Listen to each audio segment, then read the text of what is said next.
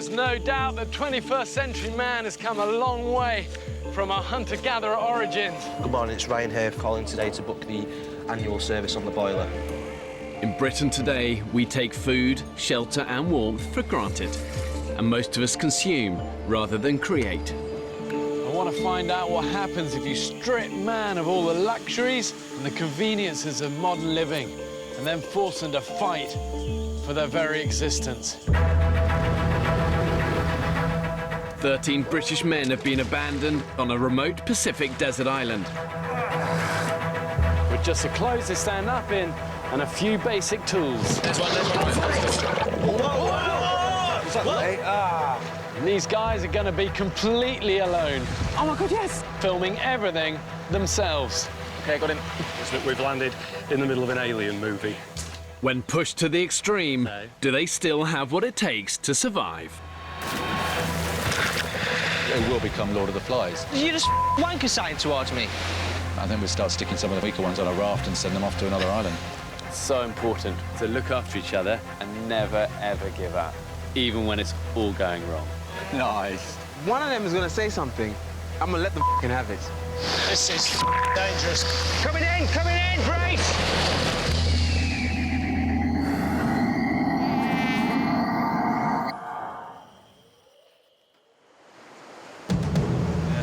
Mate, this is bollocks. 2 weeks ago, 13 British men were cast away on this remote Pacific island. Come on, nature, give us some food. They're alone, with no provisions and only a handful of basic tools. You got it? Yeah, I got it. 3 of the men are trained and experienced cameramen. There's not a piece of gear that I couldn't pick up. There's just sand all over it. But they are living under exactly the same conditions as everyone else. So far, they've had one big hunting success. Thank you, gentlemen. Good on you, Ed. But now, they're living through famine. I would eat a scabby horse in between 2 piss-soaked mattresses. And frustrations Stairs! I think I broke my hand. have reached boiling point. Why can you overrule somebody by shouting? I have nothing more to say. The island has almost claimed its first victim. He's an idiot. How people die. 13 people will not leave this island. Let's just see how shit goes down now. I feel like I'm living in like Epping Forest. In Epping Forest? Yeah. Do you get tarantulas in Epping Forest? No, but you get big Scorpions? spiders. No. No? Bell constructors? No. Just a load of doggers. There's doggers. A lot of doggers. The men have now been scraping by on starvation rations for 2 weeks.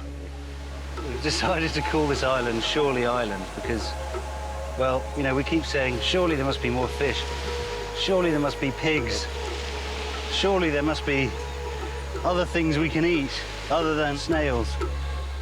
Energy levels are at rock bottom. Today's been a struggle, just a physically hard struggle to do the simplest things.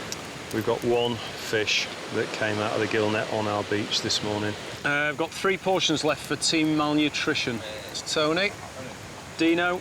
So the disappointment of not having enough carbs and food in general is kind of contributing to the mood in the camp. I'm so hungry now. I'm so hungry. I want crisps galore. I want that cookie dough. I want pizza. I want hot dogs, sausage, bacon, eggs. I don't even like eggs. That's because you have to talk about food all day. You're torturing yourself. Just pass me a coconut shit. For me, survival is feast or famine. I think that's quickly becoming apparent. There's no steadiness to our food. Here you go, mate. Come on. Come on, just tick. That's it. We've got no means of preserving the food that we catch. So when we get it, we have to eat it, and when we haven't got it, we're in a famine situation. How's that lovely coconut bone? It's not hitting the spot. This is one of the most serious cases of hunger I've ever seen. It's extreme. I don't think it's going to end. I remember as part of our combat survival training in the military, one of the things I learned is actually just how hard work it is, the business of surviving. You know, all day you're working to collect water, find food, repair your camp, protect your fire, find firewood. You know, it's a constant process. And I think one of the key elements in a good survivor is a hard work ethic. We need Cayman meat. You might be right, mate. Because the fish ain't coming. They've all buggered off. Rupert is determined to keep scouring the island for his toughest prey. 2 weeks ago, I killed a cayman, and it fed all of us for, I think, 3 meals, so it's definitely a food source worth chasing. We're ready to rock and roll. I'm on this one. Bucket man. Do it. I know there's people that are desperate to wrestle a cayman. I don't see the need of it, really. I think we can sustain ourselves on snails and things. This is so Caymanville. It's now straightforward, find it, catch it, kill it, eat it. For Rupert, Mike and Chris, hunting in the mangrove swamps is using a huge amount of precious energy. I feel as if I'm climbing a mountain. It's just becoming more and more difficult. Short of breath, weak, legs feel as if they're not functioning. But we need some food. We need some decent food. We've seen hide nor hair since that first one. Mind you, if we did find one, we'd be too knackered to catch him. Yeah. Well, stop whinging, carry on. Have this filled in no time. Yeah, it's easier when there's 3 of you. It's got to be about over 100 in there already. Nice and easy meal. Really easy, they're just everywhere. Saki, Ryan and Joe gather snails, the grim staple of the men's diet. It tastes better every day. It's a shame they're only 1 calorie each. There's certain people who have an eye for foraging. You've got certain people who are better at physically catching things. Everybody who's here is able-bodied, but some just work harder than others.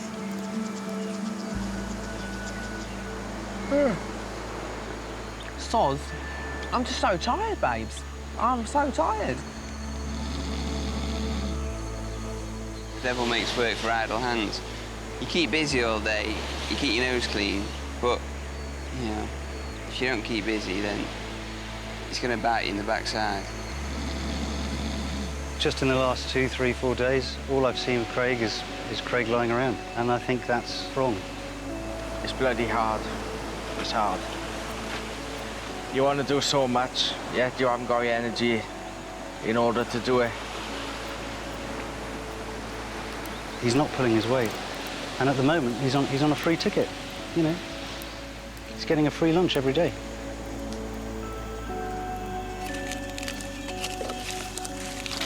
Literally like regressed to being like monkeys, so just scrabbling around on our hands and knees, picking food. Crazy. After searching for hours, they've failed to find a Cayman crocodile, but they have discovered a few wild figs. Oh, stood up. Ow. Oh, fainting. Fainting. I assume it's dehydration. We'll get to those beaches, I think, and then round before tide changes and hits us. The men decide to return to camp, but they've been out so long, their way back through the mangrove has been cut off by the rising tide. They have to take an alternative route across a rocky coastline. In the afternoon, heat is at its zenith. Where are the figs? Good question. Where are the figs? This is a sign of how fucked up our brains have become, and pick a whole bucket load on our hands and knees like monkeys, and then wander off, leaving the bucket there. Duh. That's just a quick shufty back, innit? Yeah. Go, go, go. Totally Chris's fault, though. I mean, he was carrying the buckets. Yeah. 60-year-old Chris returns for the figs, but it's a dangerous gamble. With the tide rising at 1 metre an hour, the route back to camp is rapidly becoming more difficult. Extreme hunger affects not only obviously your physical strength, but also your decision-making ability. Mate. And if there's doubt, don't take the risk. You'll only get it wrong once. Good to go, mate? I am finally good to go. Got the figs back, heading back to camp now. It's about an hour's walk. Quite sure whether we're too late for this. Now approaching high tide, the beach has disappeared. Oh, mate. You all right? We'll be all right. Rocks are lethal. It's whiskey.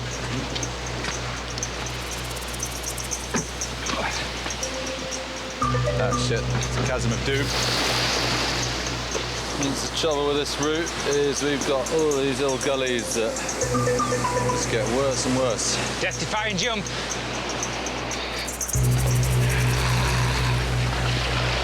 He's going to test you, isn't it, mate? I ain't doing that. No? Sure? Sure. 100%? 100%. No meal limits. Right, If you're not sure, mate, don't do it. No. It's a broken leg or worse. So I'll go down and round. Hey, three that bucket, mate. The pigs. Ah, balls.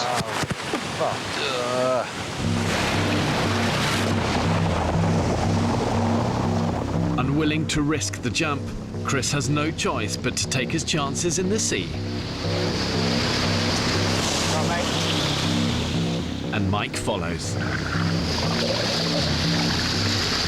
You know. Very tough, mate. The currents on this stretch of shoreline can reach 6 knots, powerful enough to pull even the strongest swimmer out to sea. Jumping the ravines, Rupert's made it ahead of the others.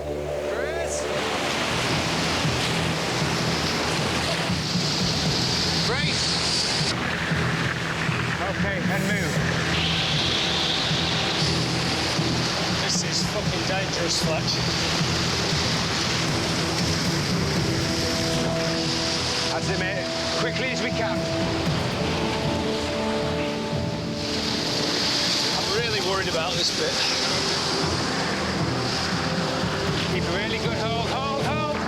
Let's go. Brace. Let's move. Yeah. Coming in, brace. Oh, God. Okay, okay. And again.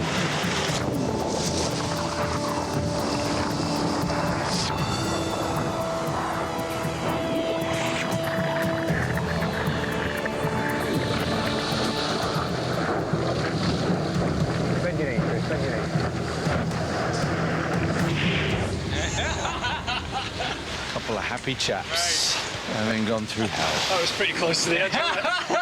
Well done, Chris.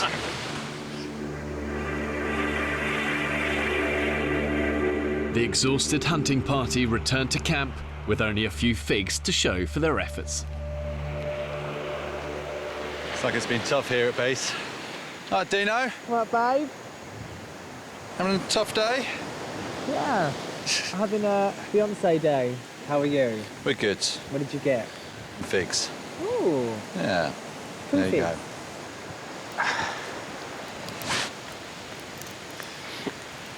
We staggered back into the camp, and there is Club 2130, all flat on the backs, snoring the bloody heads off.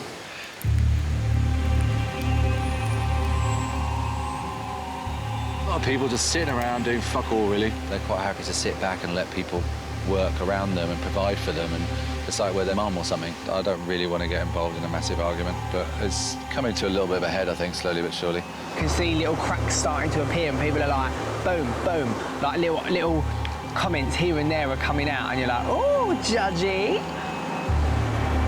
I've bitten my tongue long enough. There's certain people that day after day do absolutely nothing and then come like little leeches with their bowls and don't even have the bloody decency to say thank you.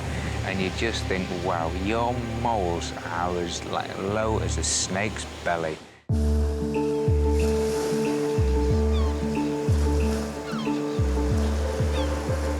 This is the life here, guys. Oh, I feel like the Kardashians laying here.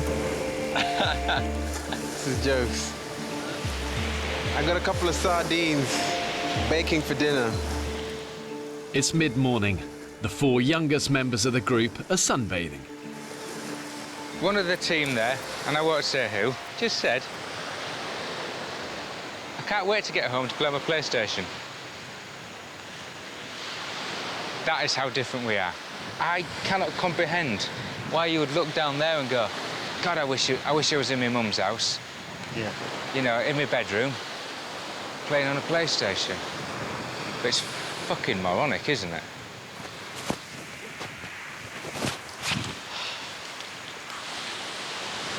How are we doing, Taff? Not too bad. You coming to out, mate? Going for my daily exercise. Do you want to tow this net out for us instead of walking?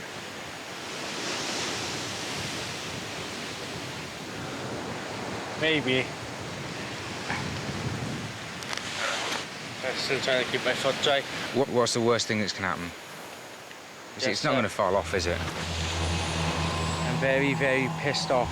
I've just been stopped by Fletcher, who all of a sudden has become a bit of a, obviously become a doctor. He must have taken over from Sam's role. Asking me why I can't help with a gill net. Explained that I've injured my foot. His reply was, what's the worst that could happen?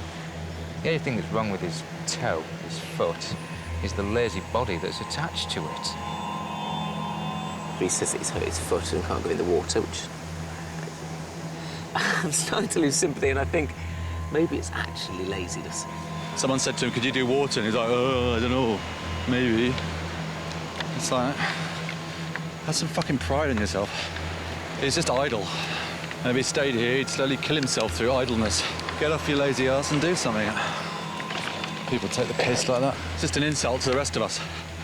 I'm not going to be able to hold my tongue, I don't think. Do try, Rupert. I'll try, but it's difficult, Sam, sometimes. After weeks on the island, it isn't just the younger group members that Rupert has his differences with. Not much water left in that puddle, guys. Sam, me and him disagree on pretty much absolutely everything. He's sort of sharing, caring, feeling, emotive, all that stuff. I think I'm a lot more hard-nosed in life than Sam, a little less forgiving. 43-year-old Rupert lives in LA, where he moved to further his TV career.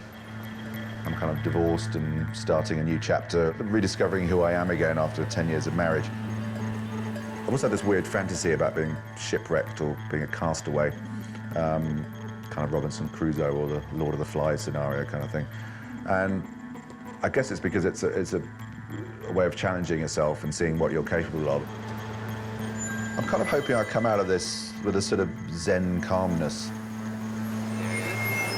Everyone else is working their asses off in the sun, sweating, working all morning. Craig's over there having a nice little swim with Dean, like they're in the Blue Lagoon having a romantic holiday. He's supposed to be on firewood today. I think he's done 2 small armfuls all day and the rest of the time just lying around.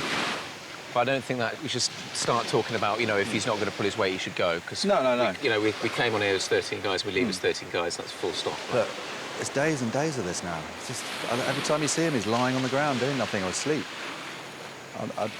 That winds me up. Sorry, I have to say something.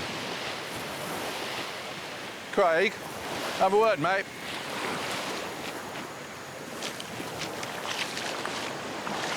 You don't notice everybody else is kind of working and sweating and all that. What have you done today? I've just been down there and on firewood. I've just been down there for the beach. I know, I saw you walking there and come back, but you didn't come back with anything. Yeah, well, I'm trying to find firewood. There's a lot of firewood, mate. A walk down the beach and coming back with empty arms isn't really doing it, is it? Sticks. Did you get some? I couldn't find any. You can't find little sticks. Mate, come on, why are you here? Why are you here? I don't know, I asked my question now. I know. I asked myself back quite a lot ago, so I know. I'm fucked off with I know, well, don't walk away. I want to talk to you. All we're asking is that you kind of make an effort to help with the group, and that's kind of just, I'm not seeing it. I know you've had injuries and stuff like that, it's fair enough, but you're walking around now, and I just want to be able to see... So all you want to do is bitch, and that's all... I'm not bitching. Hey, grow up, don't walk away. Why are you here? Same reason you were here. I doubt it, because I seem to be doing a very different time on this island than you are, so... I don't want a camera in my face. I haven't got time for fucking ass. I don't know who the fuck he thinks he is. He's exactly the same as me on the island. I don't care what job he does. He's exactly the same as me on the island. And he hasn't got no fucking right to come and speak to me like that.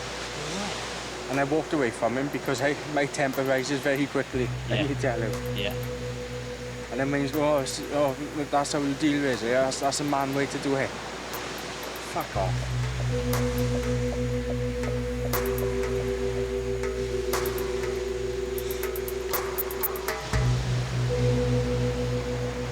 going. No. No, I've had enough. I'm going. I'm going.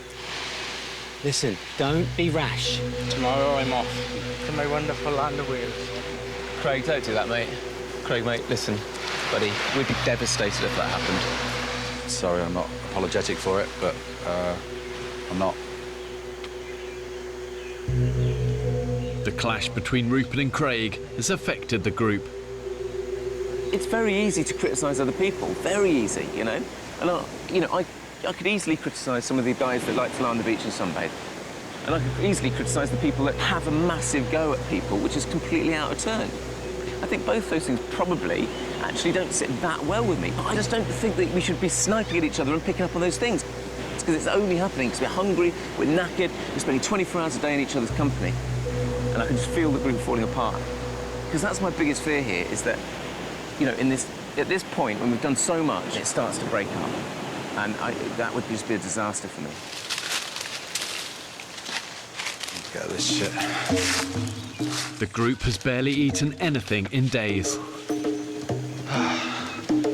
I've ensured this island has enough water, animals and vegetation on it to keep the men alive, but only if they have the ingenuity to find it, catch it and kill it. It seems to go quite quiet inland. Not much life. Rupert and the hunters are scavenging the forest for anything to eat. Wheeler? Yeah, maybe. Oh, we can get down to the beach here again. Rupert! Look, they got something. Woo! That is what you call a yucca. Yes! Solid carbs, mate. Wow. Solid carbs. Just one? No, mate, the forest over there to somewhere over here. Really? Yeah, mate, and they're just popping out the ground everywhere. Welcome to the Yucca forest. Oh, wow. That's the yucca right there, this baby here. The yucca has edible potato-like roots. You wait till you get some good carbs in your belly. Very happy. Let's go and tell the boys. For maximum efficiency, really you want to be getting about 60% of your energy from carbohydrates.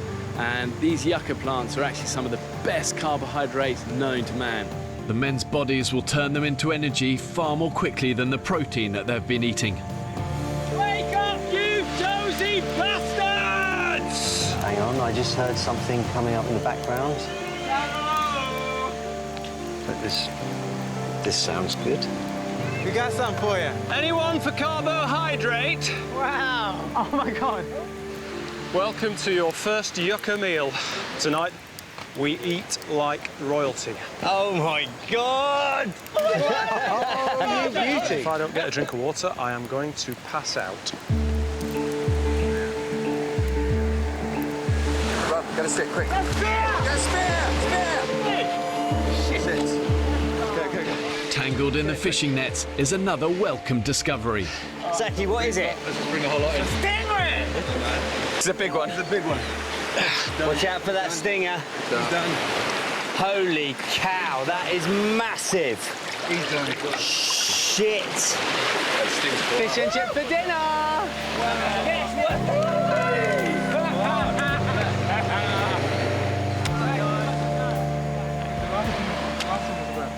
We're going to eat.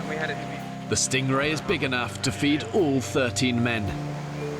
Wow, it totally lifted spirits just when they needed lifting. I think everyone was getting into survival slump, I guess. I think surviving in this environment is feast and famine, you know, the waves of feast and famine, yeah? Yeah. And today we're having a feast.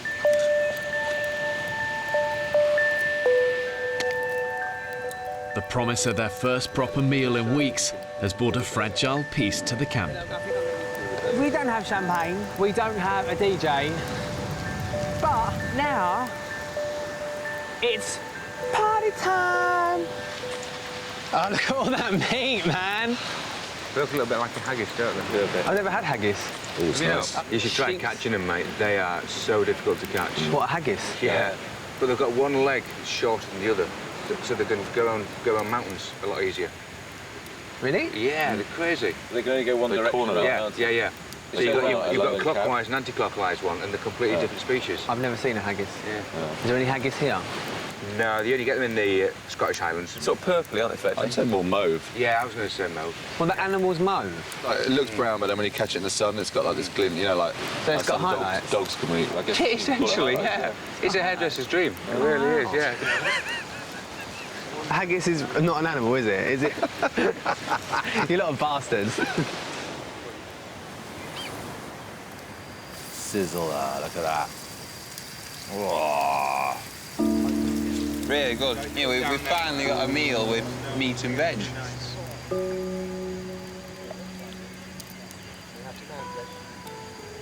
Sounds good.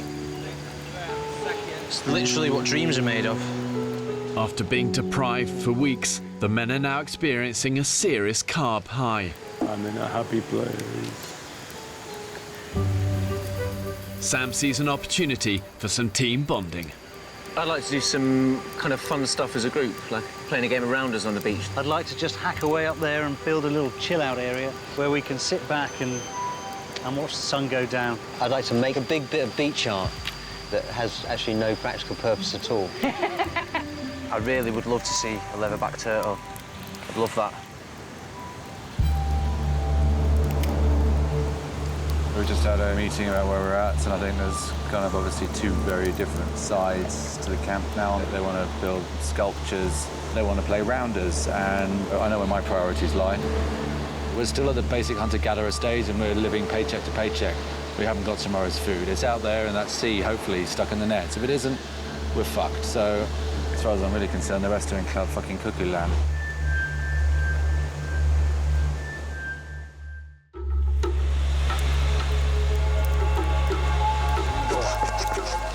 Both my grandfathers were miners. Obviously, they passed their digging skills on to me. Gotta love the Welsh. They do try. The morning after their first meal of carb-rich yucca, energy levels are high. Energy-wise, I feel like a new man out here. Yeah, I woke up this morning with a real spring in my step and a real purpose. Everything. Everything changed this morning. We've got food coming in, we've got yucca, which is there. There's loads of it, it's going to keep us going. It's a massive, massive breakthrough. Up to now, the group's all-consuming focus has been about food. But humans require much more than just food and water to survive. At what point do you try and move on from this hand-to-mouth existence and start trying to improve the quality of their lives? We've just found this amazing bit of driftwood. It's the sort of branches of a tree, so we can just hang our coconuts. All our cups. I think it's a great idea. They look quite good, don't they? I'm using the day to feather our nest. Just trying to make a few camp improvements, trying to get this place looking good. Sam. Let's go Sam. Sam is the campest man on this island. And given that Dino's on the island, that takes some doing. Yeah, he's the gayest straight bloke I know. Oh, I think that's rather nice, that. Well done, Sam. It's all shaping up, isn't it? What do you think to the new pieces of furniture? Nice. Rupert turns his nose up at all sorts of things that I've done. You know, hat stand and coconut tree. All these things, for me, are part of creating an environment that we want to live in, that we're happy to live in. But for him, they're an unnecessary part of survival. Despite the big yucca find, Rupert continues to search for food at every opportunity. Ropes, bring machete. What do you got? What do you got? What do you think? Well, it's not pizza. Oysters, no. Oysters, mate. I'll Yeah. get twatting. I didn't come here to play house. It's all very well making the camp look pretty and building little things to put mugs on and all that kind of stuff, which is great and it looks nice, but our priority should be finding food because I don't think we're out the woods yet. Fuck me! Huge! And it's like, I don't know, everyone's just kind of sort of crossing their fingers and hoping, and that's not really a way to survive. That's gambling with your lives a bit. I mean, Sam's building a swing. Whee! No one's cooking, none of the other shit that he's doing around. It's just like, come on.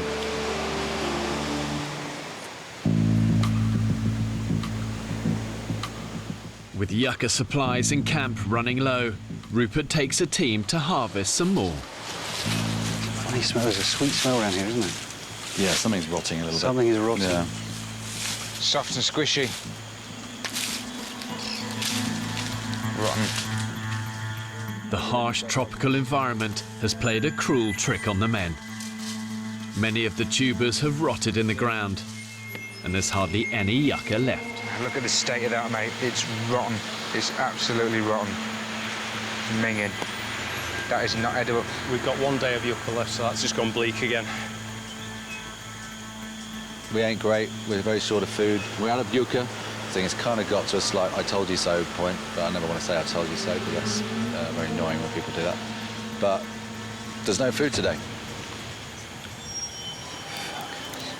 Is it all fucked? Because we're on an island, I'm going to try and save it.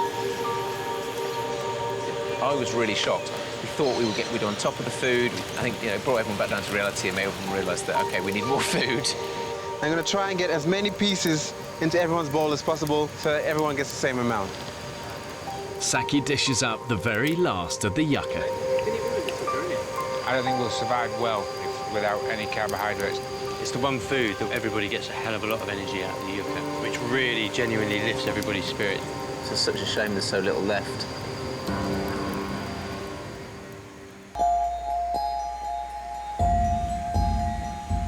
It's pretty obvious to me that we're running out of food. They've searched everywhere. We're running out of energy. We need food, and we need it for tonight.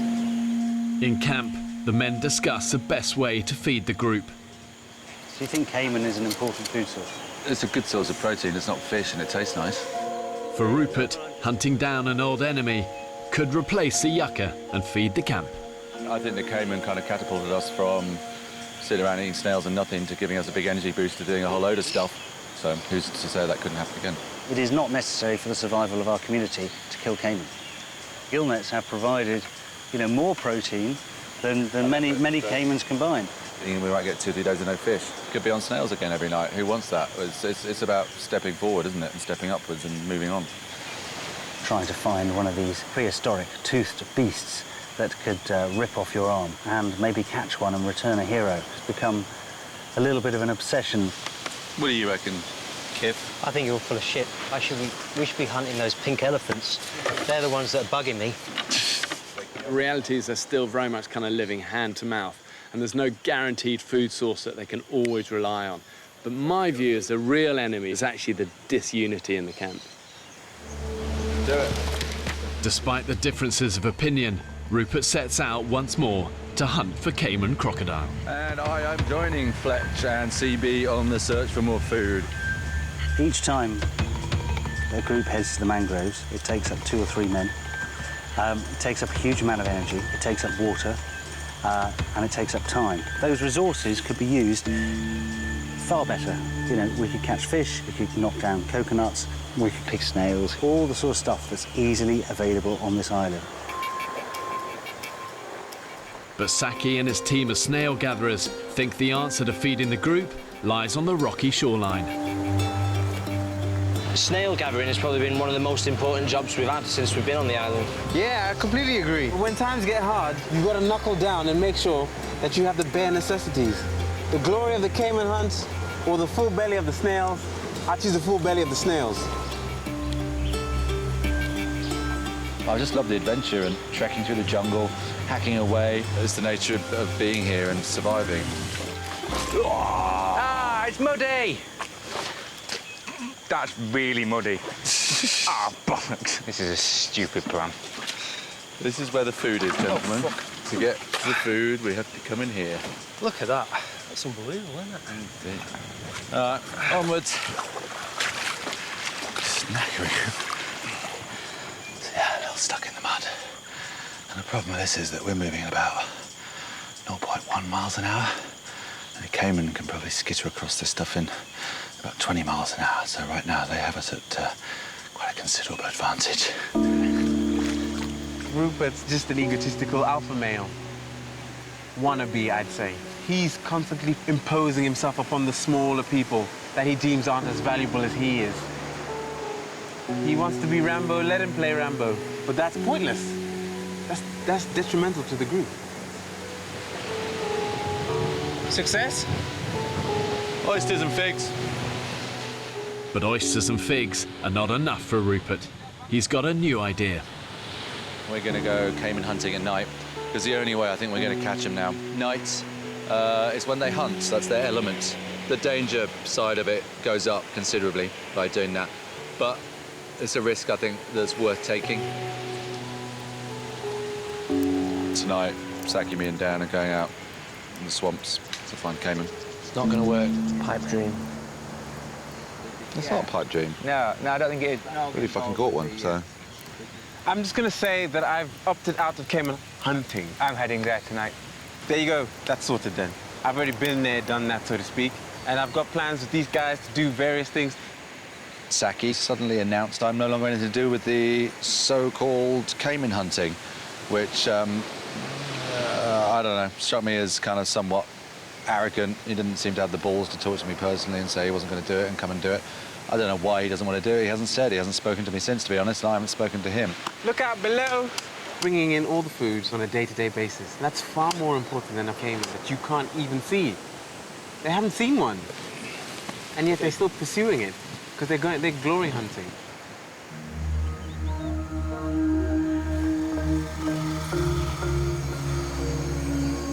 I just hope I don't come across as too kind of crazed loner. But long term, I think they probably agree with me when they're starving. So I think I'd like to feel I'm still right.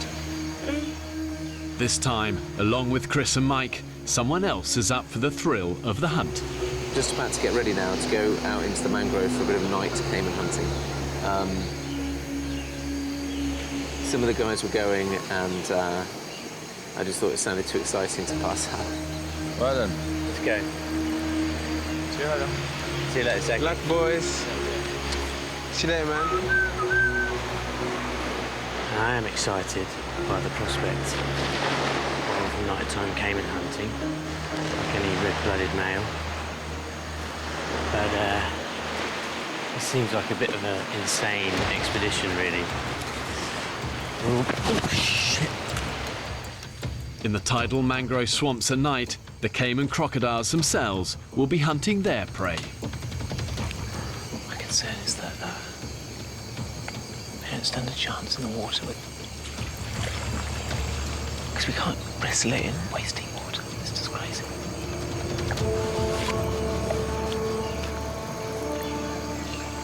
We're just slowly making our way through the mangrove swamp, looking to see whether we can see the reflection of any cayman in their torches. Nothing so far, but we can hear movement inside the mangrove all the time. Everywhere we go, there's just little sounds, little rustling noises, little slaps in the water. It's really, really spooky. What is that? Something quite big just shot past my feet. Look, it's cayman. There, see him?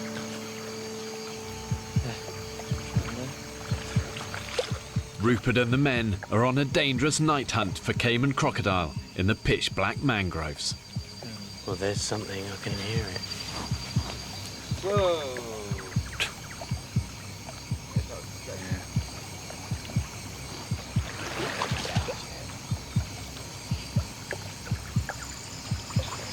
There's a lot of funny noises. There is, isn't there? It's pretty eerie.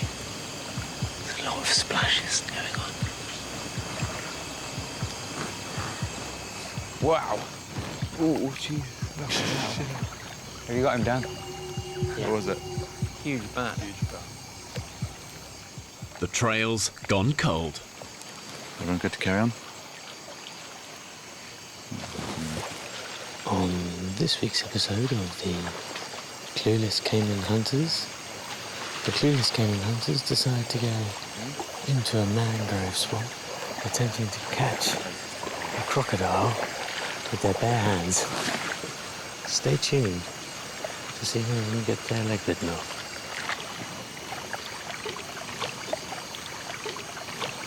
Too laddie. Obsessed. Midlife crisis.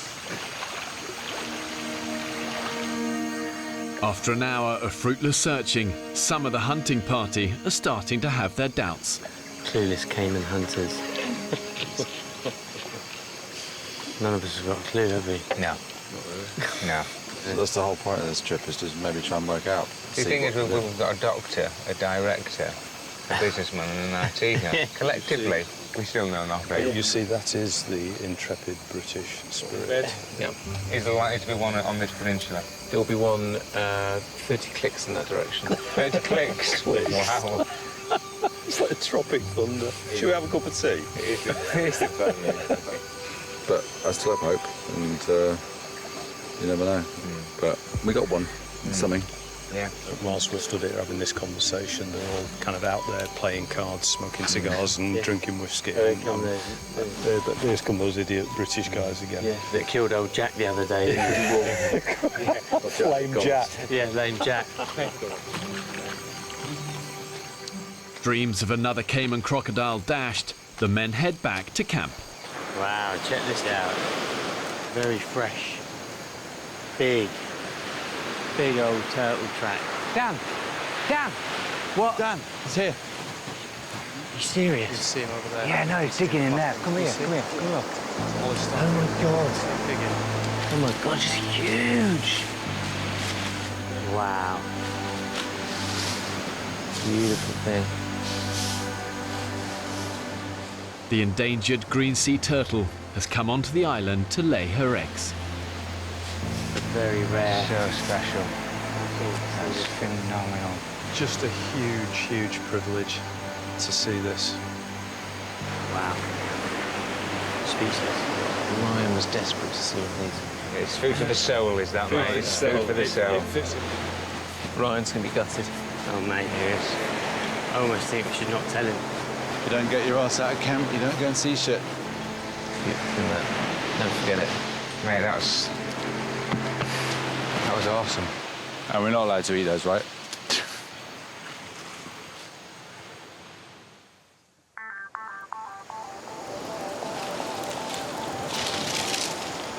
After the failed night hunt, most of the group are now convinced that pursuing crocodile is a waste of time and energy.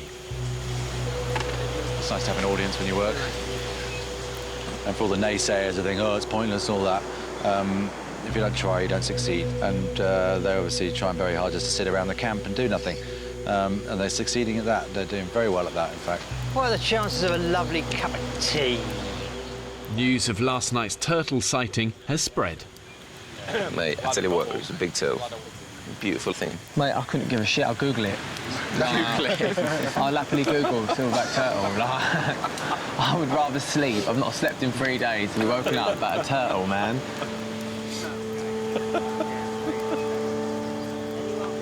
I can't believe I've been saying since day one, I'm seeing the turtles was the most important thing to me about this trip. I said, if I see one of them, I will die happy. 5 guys got 3 metres away from him and didn't come back and get me. Genuinely, mate, I remember thinking, oh, Ryan would love to see this. But, you know, we were just worried that we'd disturb it too much and, you know, we didn't want to go and wake people up. Those are the reasons, mate. Then you can spend a lifetime trying to see those and fail. Fuck off. I will never forgive any of you, right? I was a little bit naughty, I have to admit, a confession. I couldn't quite help myself. I innocently started talking about how wonderful the turtle was. Well, Ryan, if you're going to sit there in meetings and call us going out at night and do all that kind of stuff a pointless exercise and a waste of time and a pipe dream, then why the fuck should we come and get you? You never believe what that arsehole just said to me. Who? Rupert. And he's like, oh, that turtle was so amazing last night. I can't believe it. You can spend your whole life looking for them and fail. The guy's a fucking... He used to... Can't believe it. Fucking fuck. Ryan. I shouldn't have to worry about childish reactions from people like that, should I? He missed out. Tough shit. I have very little sympathy for him on this one. He needs to grow up or fuck off.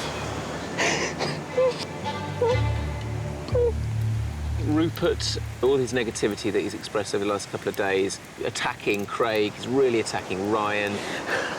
You know, attacking rather than childish, but actually doing childish things himself. Just things that are completely unhelpful. I really hope these guys can come together and build an effective team, but the reality is, when you're tired and you're hungry, the more primal side of us comes out. Then you learn what people are really like. It's either all or nothing with Rupert. It's either his way or no way. I would say the group has outgrown Rupert. The human side of it's starting to kind of just bear down a little bit on me. If I could get rid of half the people here, then it would be a lot better. I don't understand. Why be so difficult? It's an age thing, mate. It must be an age thing. Or hang-ups that he's got. He has to be right all the time. His word is final. So it's to pick on people that he thinks they're not going to argue. What's the pick point? For all of the fact that we've been together as a tribe and we've collaborated, my prediction is that if we had to stay for longer, the group would actually split in half. Yeah, then it'd be interesting to see how half of them actually fed themselves when the people that actually get all the food decided just to look after themselves. Of like, actually, if you're not looking for it and not contributing towards that, why should you get any? I think we'd start sticking some of the fucking weaker ones on a raft and send them off to another island. I find it a little unfortunate that you see the world like that. It will become Lord of the Flies, and they end up killing the rest of them. And they finally get rescued, but humans don't go back to their fucking savage past, and when it comes to desperation and hunger, it will get nasty. Next on the island. What did you just do, wanker sign towards me? Fuck you! As the end approaches... The meet is not over yet, you dickhead. Tensions rise. You're just full of bullshit. I can't be bothered to fucking argue anymore. Don't take the piss. Somebody makes it easy to take the piss. Why not take the piss? The guys are still physically declining. Oh, my Lord. The pipe of justice. Something is going to have to change if they're going to stay the course. Welcome to the first Shorely Island election.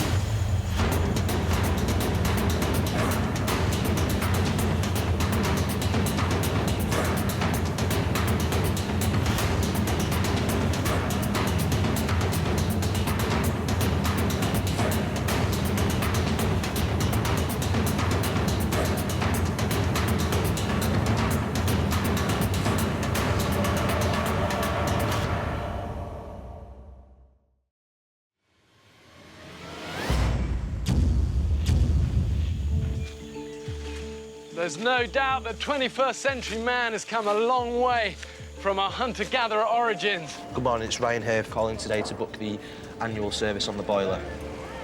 In Britain today, we take food, shelter and warmth for granted. Have a cappuccino, please. And most of us consume rather than create. I want to find out what happens if you strip man of all the luxuries and the conveniences of modern living and then force them to fight for their very existence. 13 ordinary British men are about to be abandoned on the remote, uninhabited Pacific island. With just the clothes they stand up in and a few basic tools. Spear! Yeah, spear! Keep eyes on it, keep eyes on it! It's a boa constrictor. Oh, hello, scorpion. And these guys are going to be completely alone. Just seems like it's jungle forever. Filming everything themselves. Can I pass the camera up to you? As they struggle for fire. Me first. What is this string? Water. Salt. No! Food. Yeah, I think he's dead. Dead, mate. I have no idea where the next meal's coming from. And shelter. Have British men lost the practical skills that were once passed down from father to son? Again! When pushed to the extreme, do they still have what it takes to survive? We're all losing weight, people are on the edge. I feel like I'm gonna collapse, man. Tonight we feast like kings! 13 people will not leave this island. One wrong move, and this place will take you down. If I can guarantee you anything, it will be life-changing for these people. Can't believe it! This is dangerous, Fletch. Coming in, brace!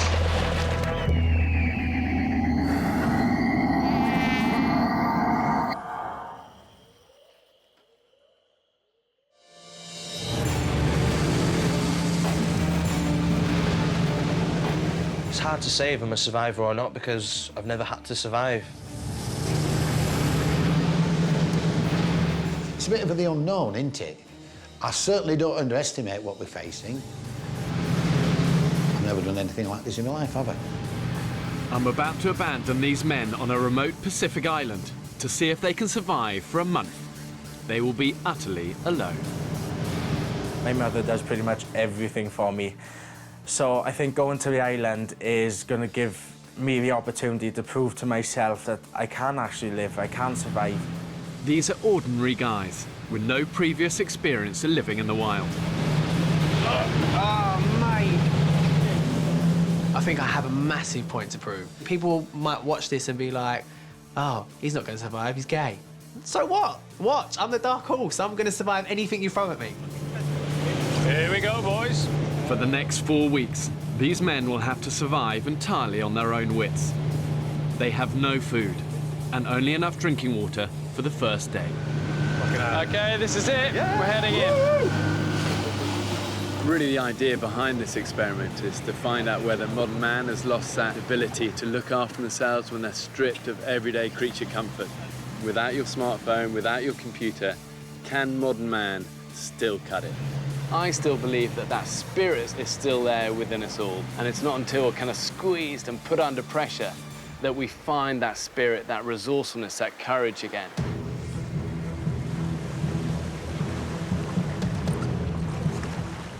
So, OK, who was expecting a white sandy beach?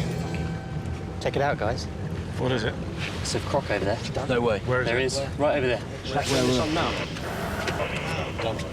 Just over there. Just went under.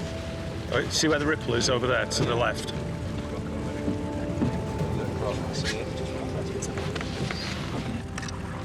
Okay, guys, this is end of the road. From here on in, you're totally on your own. I'm not going to sugarcoat this. It's going to be a really hard experience. Let's see what British modern man is really made of. Cheers.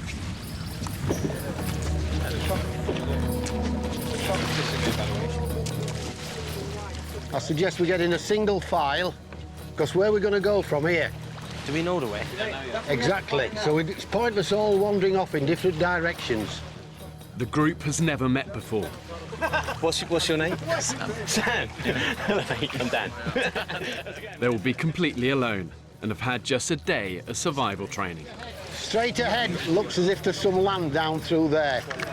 From here on in, everything you see will be filmed by the men themselves.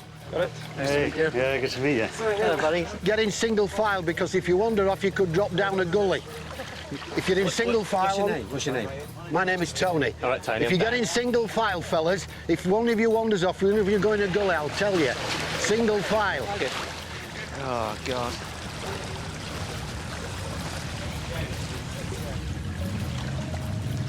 Wow, weird feeling suddenly just leaving them. Mainly because I know how harsh these sort of terrains can be. These islands always look amazing, but you get up close and dirty and you realise, you know what? Stinking mangrove swamp, bloody hot, and full of one hell of a lot of nasties. It's time for me and the crew to leave. See you in 4 weeks. I won't be back until the end of the experiment. The men's home for the next month is a remote, uninhabited Pacific island that's 8 kilometers in circumference. I've ensured there's enough food and water here to keep them alive, but only if they have the ingenuity to find it, catch it, and kill it. The island has 5 beaches, but the interior is unforgiving. It's completely covered in thick jungle and mangrove swamp, which is exactly where I've dropped them off. Cheers. Do you want me to take your hand? Do it. Nice one. What's your name? Joe. Yeah. I'm Matt. Matt, nice to meet you, Matt. Good to see you. 3 of the men are trained as cameramen, but they will be living under exactly the same conditions as everyone else. In their bags are just camera kit and medical supplies. Stick it in the medical pack. Beyond that, the men have no food, 1 day's water supply, and only a handful of tools. We've got 3 machetes. We've got 2 knives, 1 smaller knife. So we've got 3 knives. 3 knives, 3 machetes. Yeah. That's it. Wow. Yeah, man. Fucking hell. Fuck me. It's been an unexpected start. I've been fantasising for quite a long time now about a beautiful golden white sandy beach and the boat crunching softly up on the sand. What's actually happened is that we've landed in the middle of an alien movie. Just have a look at the water. Look, see, I mean... And it's coming up. This is coming in so quick. In this part of the Pacific, extreme tides mean these mangroves will soon be under 3 meters of water. Yeah, mate, this tide is coming in quick. Right, we've got to get up there we probably need somehow. to get away from here. So it's not the ideal place. No, tide comes in where it's going to stop up there. If we head up that way. Whoa, hang on a minute. Whoa, hang on a minute. Let's discuss it. Let's discuss it. All we want to do is just get out of here. That's all we're trying to do. All right. You want to go up and then I'll... Yeah, so we can get ourselves up all right here. Watch your ankles, it's slippy. Come on, listen in, fellas. Oh, listen in. You'll soon go over and you'll finish up with a bloody sprained ankle within an hour. It's 4 hours till sundown. The men now have 2 pressing priorities. Go on, I've got you. Get a foot on. Lovely. To look for a safe place to spend the night and then find a source of drinkable water before their supply runs out. You all right? Yeah. Yeah? Can I pass the camera up to you? Are you coming up? You ready? Yeah, I just don't want to slip. You got it? Yeah, I got it. Well done.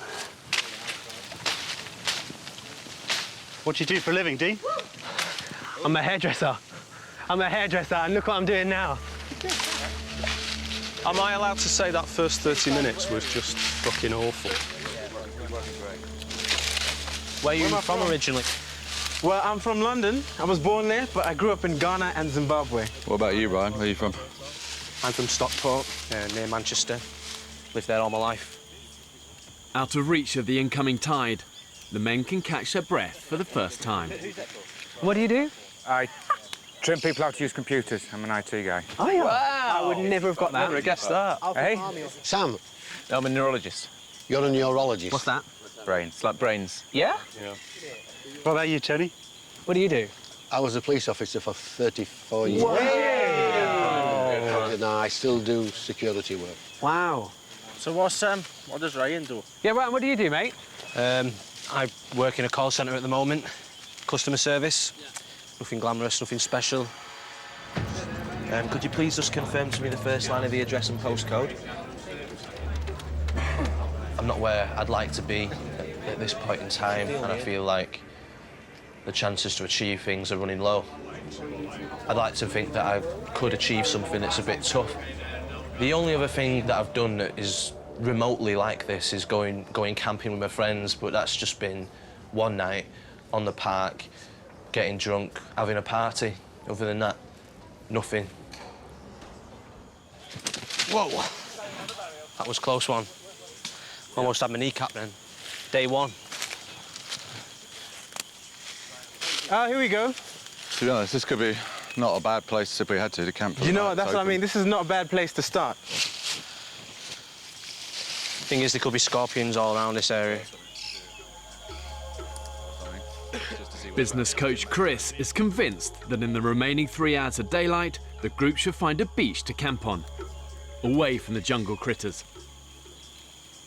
It looks as if the island is almost like a U-shape, and we came into the lagoon. For me, the best plan at the moment is to get back in the water and walk along the mangrove slopes. No, As long as we stay in the middle. I'd strongly object to that.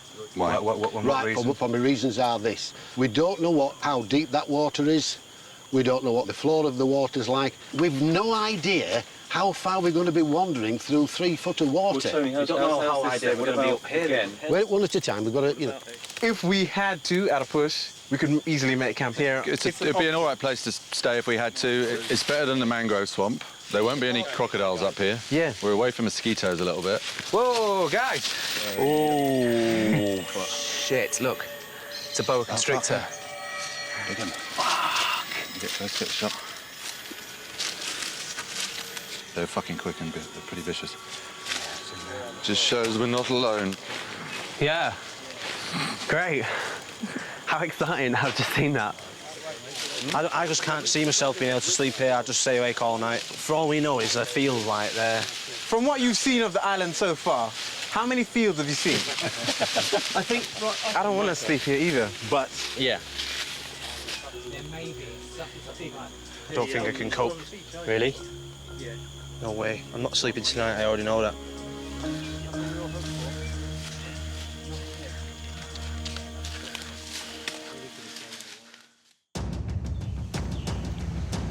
From here on in, you're totally on your own. 13 British men have been abandoned on a remote Pacific island with nothing but the clothes on their back and a few basic tools. They now have less than a day's supply of water left. Oh, God. The men are utterly alone, filming everything themselves. Hey, yeah, good to meet you. I want to find out what happens when you take away all the comforts of 21st century life. Whoa. I think there's something primal and deep within us all that actually wants to know, can we still cut it? Sometimes it takes a little bit of squeezing, a little bit of pushing to find it in people. Guys, Camp 1. Yeah! Welcome to the jungle. The men have chosen a clearing in the jungle to sleep in. But with the remaining daylight, they must find a source of drinking water, as their supply will be gone by tomorrow. One option is to keep thrashing up through this way, but what we've got to consider there is that we could thrash for an hour, get to the top of a hill or something, and there's bugger all there. We haven't found any water, haven't found anything. So one plan would be some scouts go that way so the base stays here. Just be careful. The plants here are alive, and they will get you. While one group, headed by retired policeman Tony, stay behind to prepare the camp for the night. Don't forget, this is your bed tonight. The cleaner, the better. See you later. Call centre worker Ryan and the others head off to scout for water. Ryan, left or right? Right or left? This way, that way? This way. Let's go then. The island is 1 square kilometre of mangrove swamps and thick jungle. The men have no idea where to head to find water, and currently it's 30 degrees with almost 70% humidity. I'm too hot and I want a drink. In this sort of heat, when you're working really hard, you can use up about a litre of water an hour. That's how unforgiving it is. And if you take your eye off the ball for a second, dehydration will get you. And the #1 priority for them is finding water. Without it, they'll last probably about 3 days. Water! What you found, Zaki? Stagnant water. There's more over there. We found water, boys.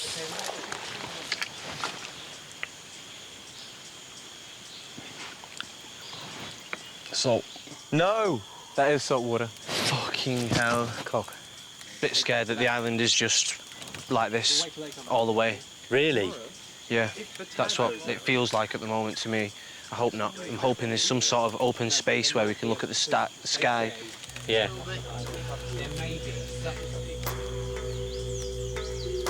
Right, here we go again. Flipping heck. Hungry, thirsty.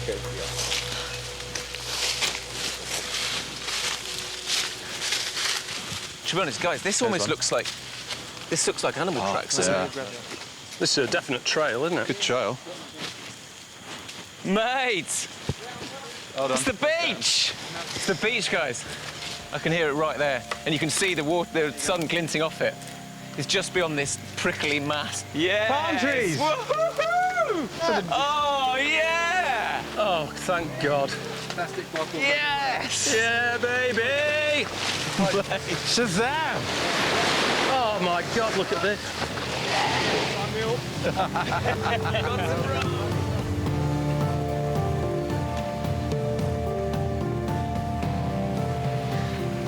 Pelicans? Wow, beautiful. It's so beautiful compared to that mangrove swamp, but it's just perfect, isn't it? This is ridiculously wonderful. We can sleep tonight, knowing full well that we're going to come down here tomorrow for a dawn swim, and it's all going to be beautiful. Although I'm well tempted to just have a quick. Well, should we jump in? I am tempted. Let's have a go. Come on.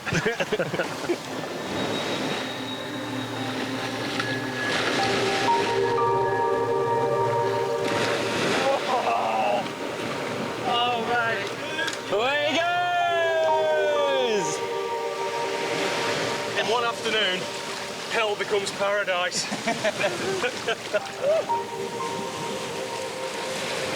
Suddenly from a dank, sweaty forest full of snakes and spiders and scorpions. It's amazing how happy simple things like just finding this is. Life may not be so bad here. Sam's been stung on the face by a jellyfish. Oh, shit. They'll take the pain away. Go there, piss in your hand, rub it on your face. And then wash your face. Can you see anything? There are no things. You can't pull them off anyway. I mean, try not to touch it. You can piss in your hand, rub it on your face, and it'll stop the pain. Just feel right, it's like right on my top lip and across my nose. 33-year-old bachelor Sam Nightingale works in London as a neurologist. You know, I'm the kind of person that sets myself a lot of challenges, you know. I'm not kind of satisfied with where I'm at. You know, once I've achieved something, I kind of want to set the next goal. You know, maybe that's something that makes me eternally a bit restless, but it's also something that makes me achieve lots of things, and it's kind of got me to where I am in life. Actually, it actually really stings. Just do that. I'm not pissing on my face. Let's get Do it. You sure you don't want to piss on your own I'll face? piss on your face for you if you want. Will you? Kip's preparing some now.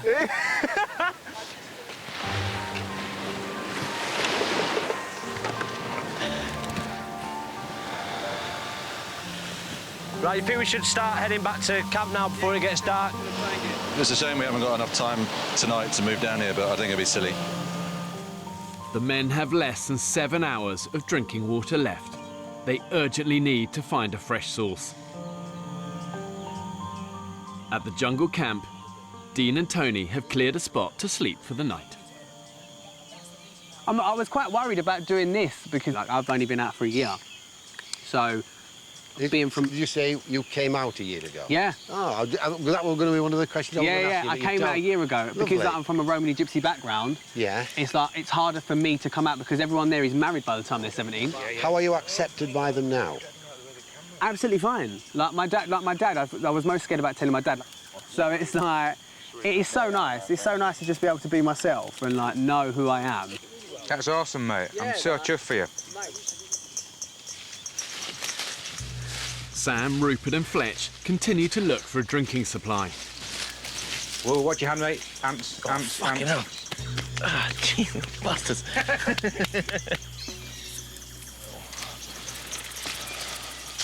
Oh, what we got here, guys? What's that, water? No! Yes! It's not the best colour. It isn't, but it'll boil up. We can filter it, mate. That's, Should we just make sure we see if it's fresh? Yeah. How deep's that? It's about a foot deep. Yeah. Oh, that's a lot of water. That's... Oh, yeah, that'd... keep us going for a week or two. Boys, that's a great find. So, rather than drinking it, I might just have a little bath in it, wash my balls off. I mean, it's our only water supply at the moment. Yeah. We should probably look after it a little more. Yeah, we should have a balls out the drinking water rule. Yeah. Rule number 2. If they want to drink this water, they'll need to boil it first. And that means they'll need to light a fire. One of the problems with drinking stagnant water is that the animals also drink from it. They do more than that, though. They also shit in it. And where you get feces, you're also going to get waterborne parasites and all manner of different infections. So without fire, really for them, it's like a ticking clock, exposing them to dehydration. Oh, my boys are home. Did you find anything? Yeah, we did, mate. What'd you find? Some fresh water. You found fresh water? Yeah. Thank fuck for that. Yay, boys. Their supply of drinking water is dwindling fast. They need to get a fire lit, and quickly. Is that for the bow drill fire, Joe? Yeah, just a bit of string that we just found, just as we came in near the swamp. It's just about long enough. 23-year-old sheep farmer Joe plans to create fire using a technique that dates back to the 4th century BC. He'll spin 2 pieces of wood against each other using a bow. But like all the men, he's only had a day's survival training. To you first. Okay. We'll do it ever so slowly. Ready? Oh, yeah, shitter. Fucking thing.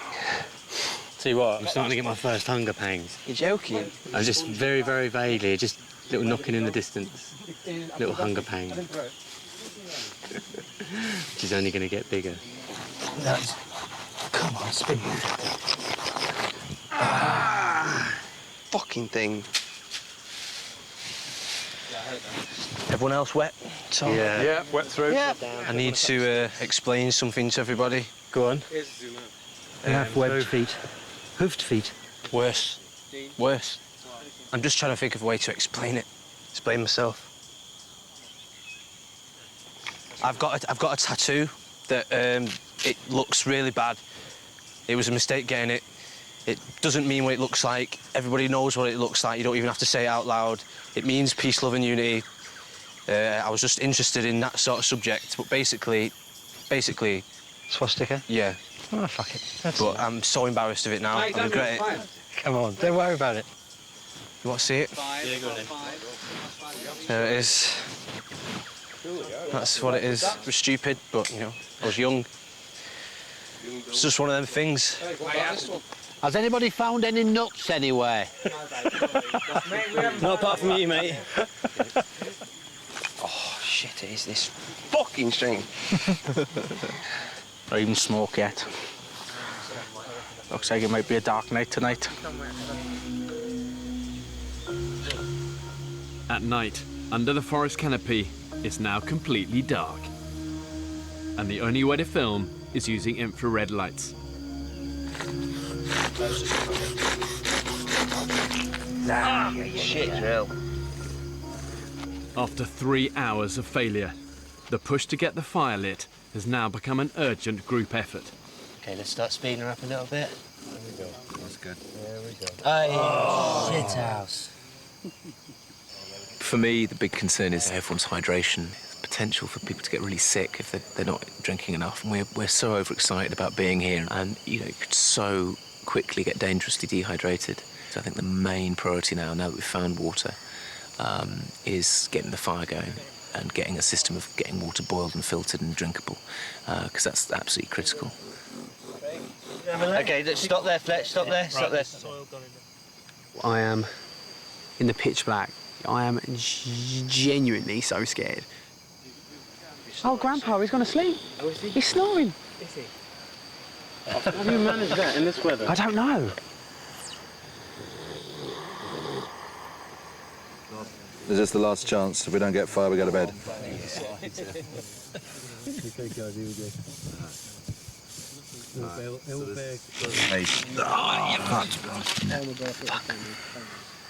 We have failed at making a fire. I really thought, I thought we'd be able to do it. And I don't know, I feel pissed off, feel really pissed off. Hopefully nothing's going to crawl on me in the night, but I'm going to try and not think about it, try and get some shut-eye. Have a day off, we are fucked, man. Absolutely shattered, to be honest, yeah. The men only have a few hours of water left. If they can't light a fire in the morning, their time on the island will be over. What is that on my leg? I am cacking myself. Oh, fucking hell.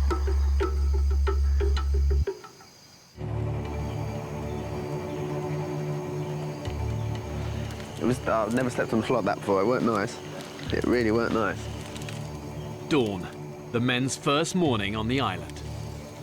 No, that wasn't good. I got an hour towards the end, but yeah, just couldn't sleep. It was just so uncomfortable. So that isn't a very good pillow. didn't quite get it. Tried to turn it on his edge for a while, but it didn't really do it either. I had a man sandwich. It was really nice. I was the Frankfurt and I had 2 rolls. Yesterday they found a stagnant pool of water, but without fire, they can't purify it. This is all we've got left for our drinkable water for today. The risk of dehydration is now critical. Let's have a bit of a meeting. But I mean, I think everyone agrees our priority is getting a fire because that leads to everything else. Water, food, you name it, so. I think we just really sort of break it down to real basics here. I think we've got to get stockpile water, we've got to filter it, and we get a fire. If we can get that happening today, because if we don't sort those 3 things out, filtering, water and fire, then we'll be in trouble. And today's going to go quick. Turn off the infrared, there we go. The men head to the beach to search for dry wood to make fire.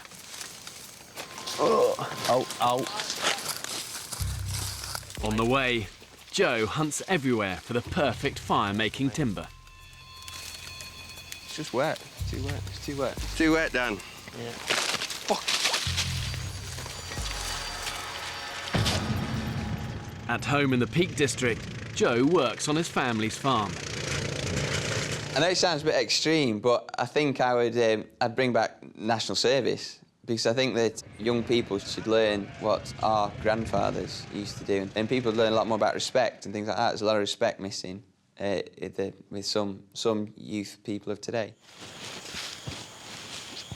If we get fire, that's it. We can move on. We can food, purify water. So it all comes back to fire. So yeah, there's a bit of pressure on today.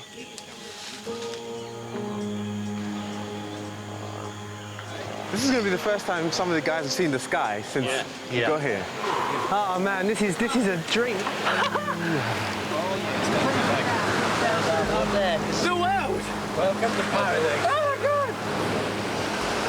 Whoa! This is Mate, this is bollocks. Oh, look at this. It's just like loads of containers. This is just a council tip, basically. The amount of rubbish that is washed up on this beach is horrendous, really. But I suppose for us, it's a blessing. Mate, that's a find. That's perfect. How many to find a hammock? Yeah. One thing that staggers me with these desert islands, however remote they are, is just the amount of trash you get washed up on the beaches. But for these guys, they really need to embrace the fact that one man's trash is another man's treasure. The men are on the island with only the bare minimum. This debris, discarded by ships and washed up on the beach, could be a lifeline for their survival. Can I just take the opportunity to introduce you to the 14th member of us? He's our survivor. Give a big round of applause for Percy the pig. After a night in the sweaty jungle, the beach is an ideal place to cool off.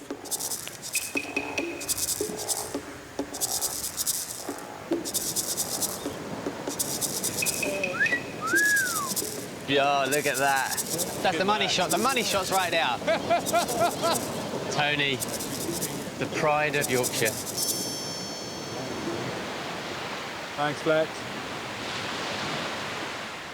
The men may be enjoying the seawater, but the supply of drinking water has now finished. So I've just been for a wee, first one in a long time, and I saved a little bit to share with you.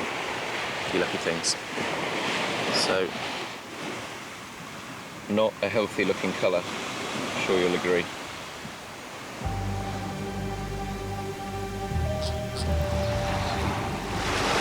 I think we've got an injury here. IT trainer Mike Fletcher is in trouble. Come up to the camp. Yeah. OK. Look out if you've been poisoned or not. Yeah, I don't know either, mate. Come up, I think the best This area of the Pacific is notorious for deadly stonefish. With skin-piercing spines, it's the most poisonous fish in the world. It's more than just a rock, do you think? It shouldn't hurt that much, should it? OK. Ah, bollocks. It really hurts me more than it should. Sit down, sit down. I don't know whether Fletcher stood on like a fish. Oh, really? Or whether it's a graze on a rock. Leakage engineer Craig is also a part-time St John's ambulanceman. Can't see anything inside there. That's just fresh blood coming out of there. So I don't think you've. I think it's just a rock. With a puncture wound, you normally just get 1 point. Yeah. But this is quite spread across. Cool. I think you might live to tell the tale anyway. Oh, I'm guessing I'm not going to die. That's my prognosis. Yeah. It's very tricky. It lulls you into a false sense of security, this beach. I think when you're in the jungle and all the mangroves, you're sort of, you know you've got to crack on, but you hit the beach, and of course we're so used to hitting beaches and just relaxing. But actually, if we don't get fire today, people will start to ask the question, can we ever get it going, you know? Joe and Dan have found some driftwood, and the desperate quest for fire continues. Right, let's just start, and that's it. Start it like that. Fucking hell, this rock's good. Is it? Yeah. What, compared to last night? Yeah. Okay, Oh. let's see. Keep going, keep going. You're getting tinder? Got some in there. Through friction, they need to heat the tip of the wood to create a smouldering ember. What's that? Hold it. Put it away slowly. No, there's no ember. No. Motherfucker. Fuck.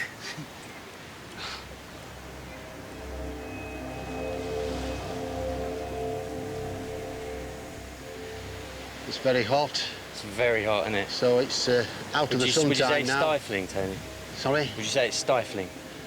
I've never known it like it. The thing is this, yes, I've been as hot as this, yeah. But this is constantly hot. Yeah, it doesn't let up. It doesn't let up. Here we go. The drier, harder wood should give them a better chance of starting the fire. Start nice, that's it. Let's just get it going up and down. That's it, like that. In the midday sun, the temperature is now hitting 35 degrees. That's it. Ah, start. I've got a stinking headache. Have you? Oh, God, I'm hot. What's that? I said, God, I'm hot. Energy levels are flagging. Are they? I'm very hot. Are you finding your concentration a little bit wavers? Mine wanders a little bit. Mine. I think my concentration will be a bit more focused when I'm happy that there's an unlimited supply of water. Yeah. This temperature, we need water quickly. We've found the fresh water. It's a stagnant pool. We need to boil it. It's a little bit desperate now.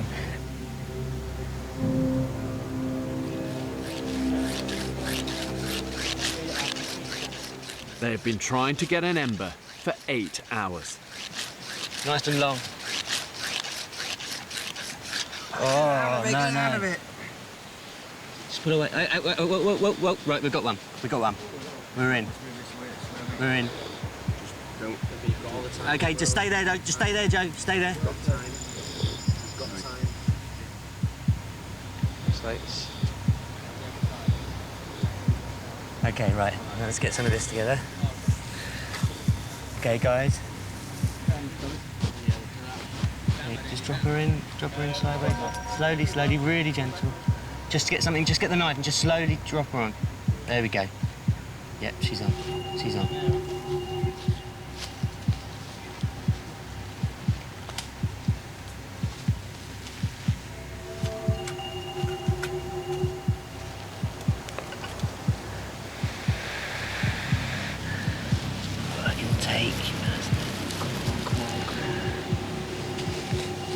Motherfucker. It just didn't take. I need to sit down, man. I'm struggling a bit right now. Yeah, I am, not gonna lie, I am. I'm too hot and I want a drink. Yeah. The lack of water is having an unusual effect on Rupert. I think you're definitely dehydrated. Seriously, my piss was the colour of Guinness. Yeah. It is not good. It was not good. And I've just pissed out so much liquid just walking up there.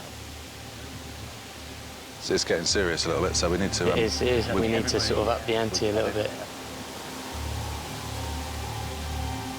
This is 24 hours in. Right now, getting this fire going is just crucial. And if it doesn't happen today, then I think we're really going to start getting into trouble. I am concerned now. I really think we need to pull our finger out.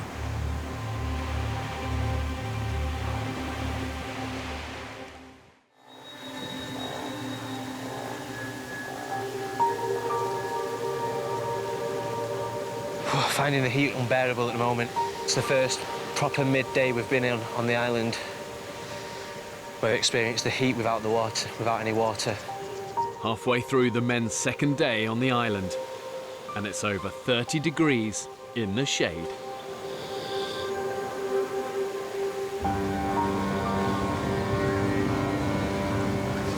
Come on, lads. Yeah, that's it. That's it. That's it. Same. Bastard. For the past 12 hours, Joe, Dan and Fletch have been struggling to light a fire. This is it, boys. I can feel it. Big long strikes to you. Big long strikes. The drinking supply they arrived with has now gone. They urgently need to boil the stagnant water they've found to make it safe to drink. Fuck. Dehydration is taking its toll on 70-year-old Tony. My mouth is very dry now. My mum, Agnes, 91 years of age. I'm 6,000 miles away from you, mum.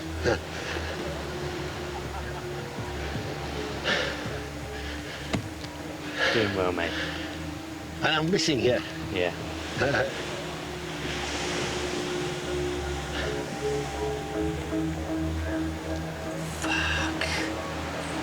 That's just not taking.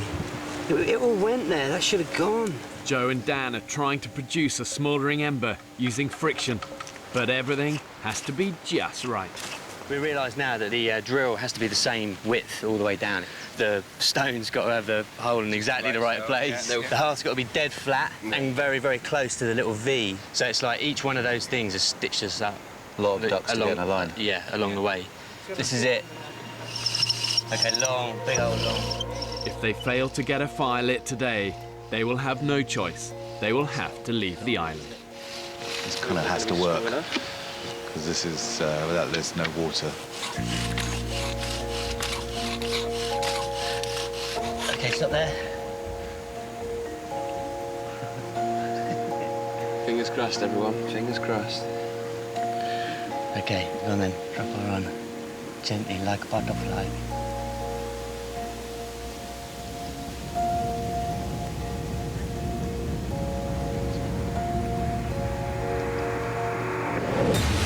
Oh my God, yes! This is it. This is it, guys. Oh yes! That's the best moment of day 2. Oh my God. Wow, we got fire. Oh my God! How's it looking, Fletch? The most beautiful thing I've ever seen. Fucking did it! Oh my God, look at him! Well done, Dan. Well done, mate. Well done. Well done, mate. Well done. Nice, well done. Well done. That's how it goes. Thank fuck. That needed to happen today, and I've been getting headaches this afternoon just from dehydration. The team needed water. Well done, man. Well done, lads. Well done, boys. The pool of life. I certainly had kind of visions before we came of at least some kind of running water and some little pool where we could wash clothes and ourselves in fresh water. As long as like no animal comes and dies in it, it should stay reasonably safe. Not quite heavy, Anne.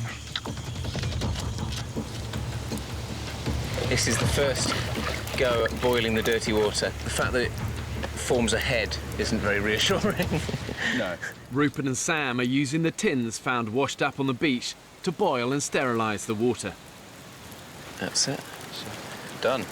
That's kind of got to be at least 1.5 litres in there, maybe 2. Yeah, it's only like 39 tins we have to boil in one day. Seriously? 39 tins a day? It's a lot of tins every day. Ah, she's up. Rolling boil. Look at that. We've got a rolling boil? Yeah, there's a lovely pot of hot water with scum all over the top of it, and we can drink it. It's brilliant. It smells like a fire, a metal fire. Yeah. Go on then. There's probably a bit of rust in there, but... Mate, get it down. Do it, mate. You look the part with the charcoal on your face.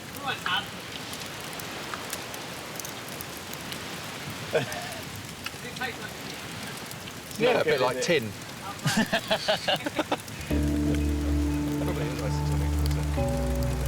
Oh, do you know what? Yeah, fine. Yeah, fine. It does the job, right? Gentlemen, we have water. What do you reckon, Stevie? You know what we need, Nick? It's not bad. It's all right. It's Nick. Yeah. It's just, That's not bad at all. It's kind of like the weakest cup of tea you've ever had in your life. Tony, brought you a brew. It's a desert island version of Yorkshire tea. Please enjoy. Smells good. Looks good. You're good health, gentlemen. Happy? It's bloody delicious.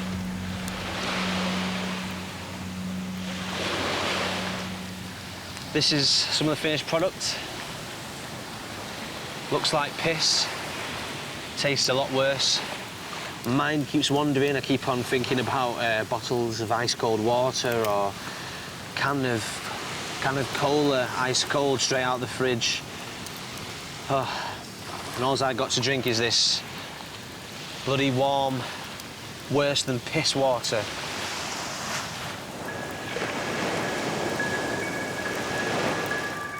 It may not taste great, but the men now have a reliable source of water. Their next problem is where their first meal comes from. I'm properly hungry. Oh, yeah. I've got a knot right there. I just want something to eat. I'm starving. We've been talking about water all morning, and in 10 minutes the conversation's just switched. When you're deprived of food, it literally becomes all-consuming. It's all you think about. It's all that motivates and drives you. I need something. These guys have got 13 mouths to feed. They've got to be resourceful. Oh, hello. What is it? Ooh, scorpion. In the fire, that's silly. There he is. There he is. Got him. I've got him. He's got small claws, guys. He's one of the bad ones. Aggressive. He's aggressive. Oh, Jesus. Don't kill it if you're not going to eat it. Yeah. Of course I'm going to eat it. Mate, I'm starving. Right, okay. There's the stinger off. Okay. Let's kill him because I feel bad. Oh, yeah. Oh, fucking hell. Oh, God, I can see its guts inside. That's not going to be tasty, guys. Oh, man, you're making us wait. Come on. We want to see you eat it.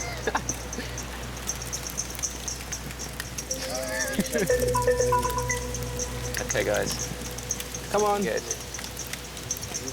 No, just down in one. Blow it and then just get rid of the legs. Just protein in the legs. You said you were hungry. Yes! That's man food! Man food! Yes! Yes! Oh, mate! How does that taste? Oh, it's food! I'm proud of you, Sam. That was amazing. The other thing that hunger does is it saps your morale. You know, it's easy to be positive and upbeat and enthusiastic and energetic when you've got lots of energy, but when you're experiencing failures, it becomes a kind of spiralling downward circle of lack of food, lack of morale, lack of energy. We're finding little bits, but what we could do with it is a good hearty meal. We need something of some substance. I think I'm hallucinating. I'm so hungry. Really? We're 13 strapping blokes, so we're going to need a feed. And at the moment, wondering where that's going to come from. Next time on the island, I've never been so hungry in my whole life. the fight for food begins. We're all losing weight. People are on the edge. The fucking pelicans seem to be eating more than I do. Chuck it, chuck it! Ah! Fuck! Busters! Holy shit, the bed, man. That's a big one.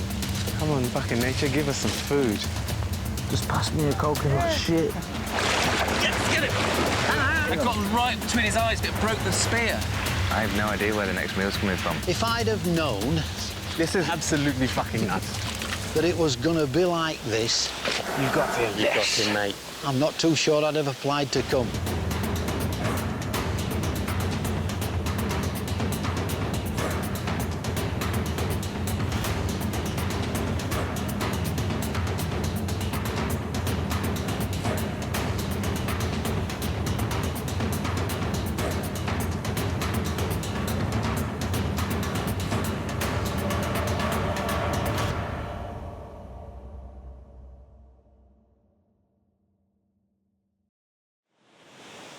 Make no illusion, folks. This isn't a set put up by Channel 4. This is bloody real. 4 weeks ago, I set out to prove 13 men could survive being abandoned on a remote Pacific island. The pelicans seem to be eating more than I do. This, for me, is a simple experiment to to study what makes a man a man. Left alone on the island, And there you are. they filmed everything themselves. I wanted this to be totally new, totally original, and never done before. 28 days after dropping them off, I returned to the island to find out how my groundbreaking experiment actually worked. That's what we've been drinking. Tastes like you've all been washing your socks. And see for myself some of the techniques the men used to survive. When you're pushed to extremes, you realise you can go a lot further than you thought. The men reveal how the experiment affected them. The more things I get rid of in my life, the bigger the smile gets. I think it's powerful to see a group where people are so different, but they're actually bound together by shared experience. And you'll see what happened when they got back to civilization. My God, I'm so happy. I just want to see him. Oh, I missed you. By Christ, I have.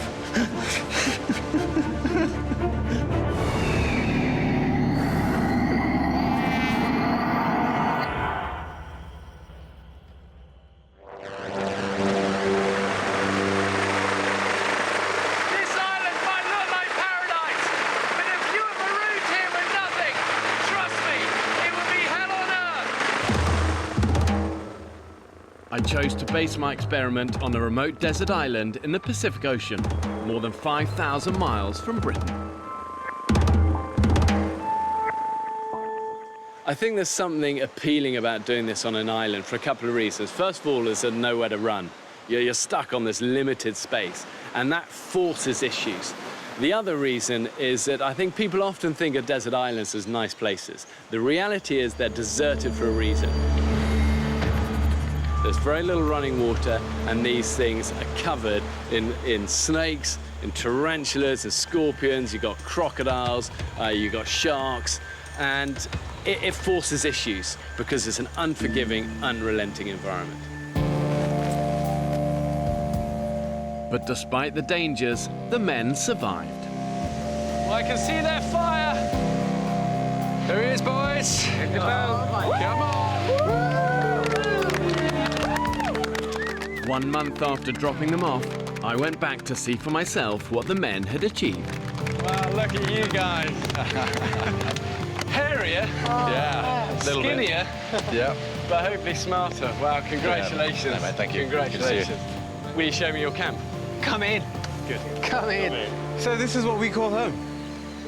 And do you often have Tony? That is Tony's spot.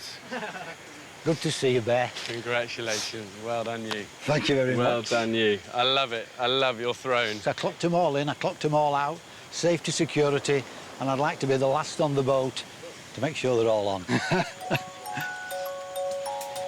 Shoe stores, obviously. Table kindly made for us by Joe.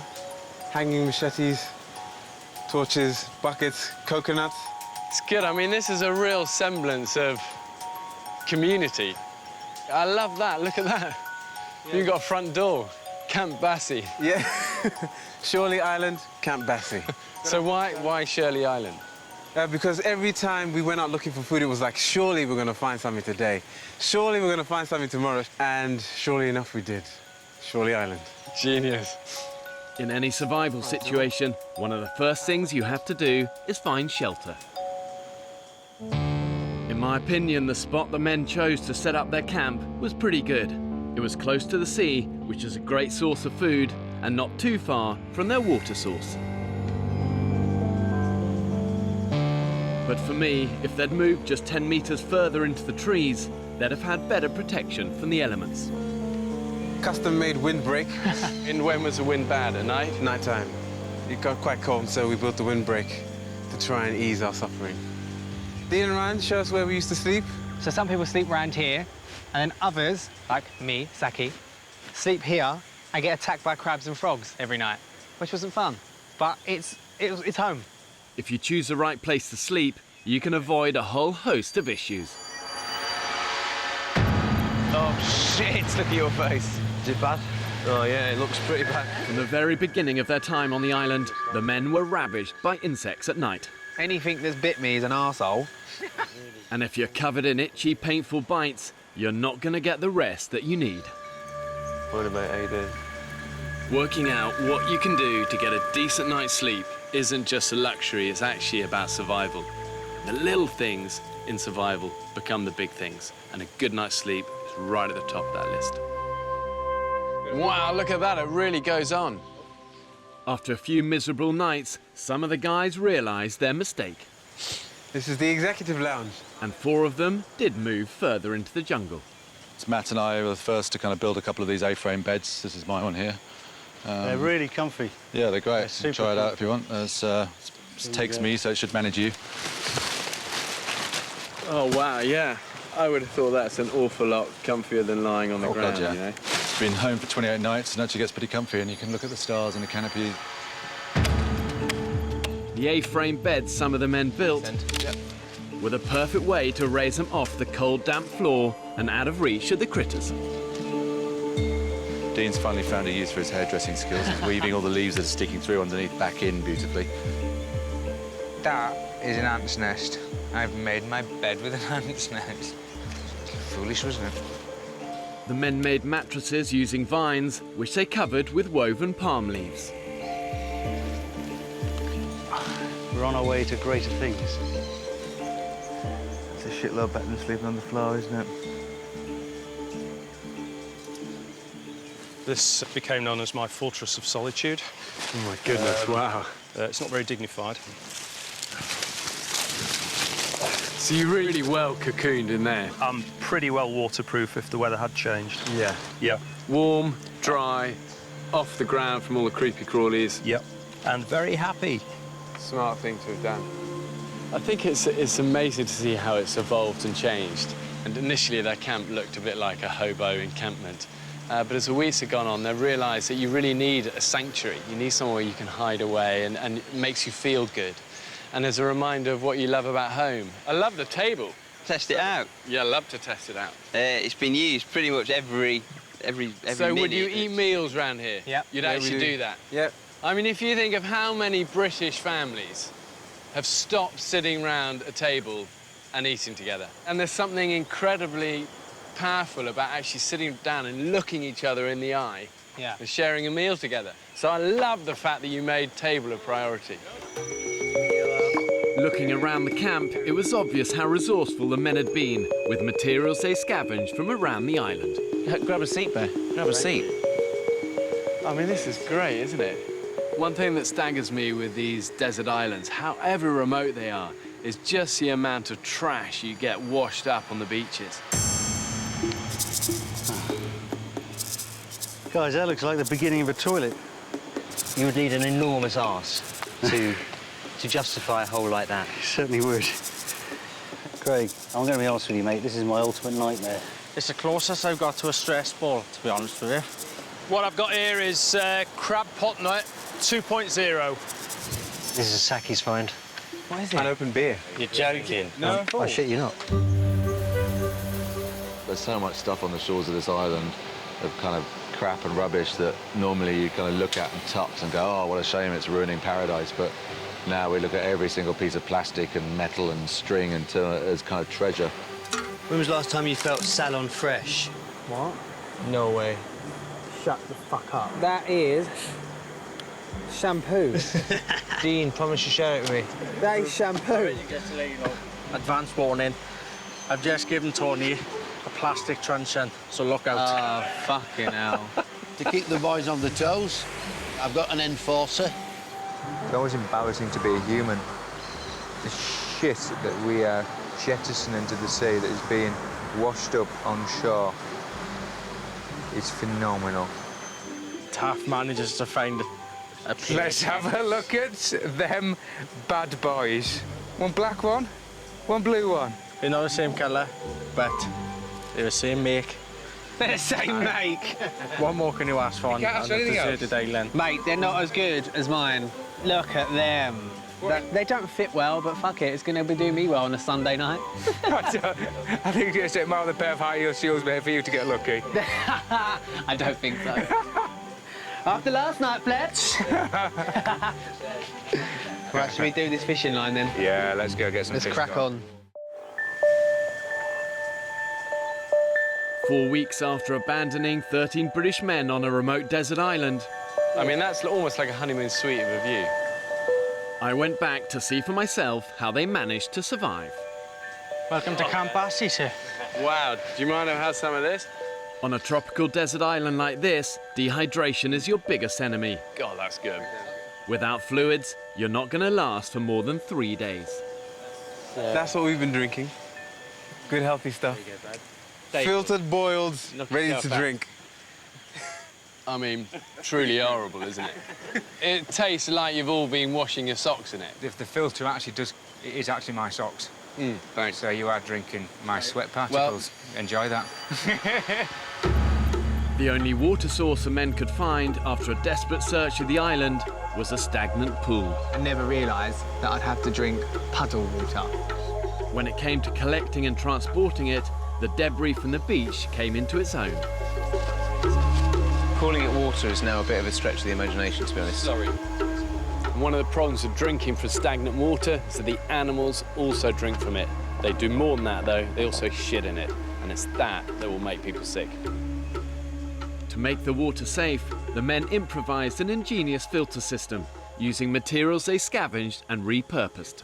Stuff with, like Fletch said, his socks, charcoal, a little grid to stop anything getting through, although towards the end we did have a very protein-filled water supply. Insects and bugs and larvae and all of that. Yeah. This was smart survival. Filtering the water before boiling removes any big particles that could contain life-threatening bugs. Looks like piss. Tastes a lot worse. Having established a water supply, the men's next priority was food. Is this where you keep your nets? Yeah, these are them here, so they're floating there. We're at low tide, so it should be pretty quick. Finding these nets, repairing them, and getting them into the sea was a lifeline for the men. When it comes to desert island survival, I always say to people, fish first. The sea as a larder is well stocked. All of the seas around here are literally teeming with life. There's something like 500 different edible species of fish, but it's also booby-trapped. Every time the men swam out to check their nets, they had to run the gauntlet with jellyfish, venomous stingrays, and a whole host of other nasties. The waters were infested with sharks. We were seeing these great big fish, you know, with half of them eaten by the sharks, and we just didn't think anything of it. We just went out and swam with them. You never know what you're going to get. Look at that. Yeah, good luck getting that one out. Even on my brief visit to the island, the men hauled in a potentially lethal catch. Stonefish are actually one of the most deadly fish in the sea. Well camouflaged, easy to stand on if you're not aware.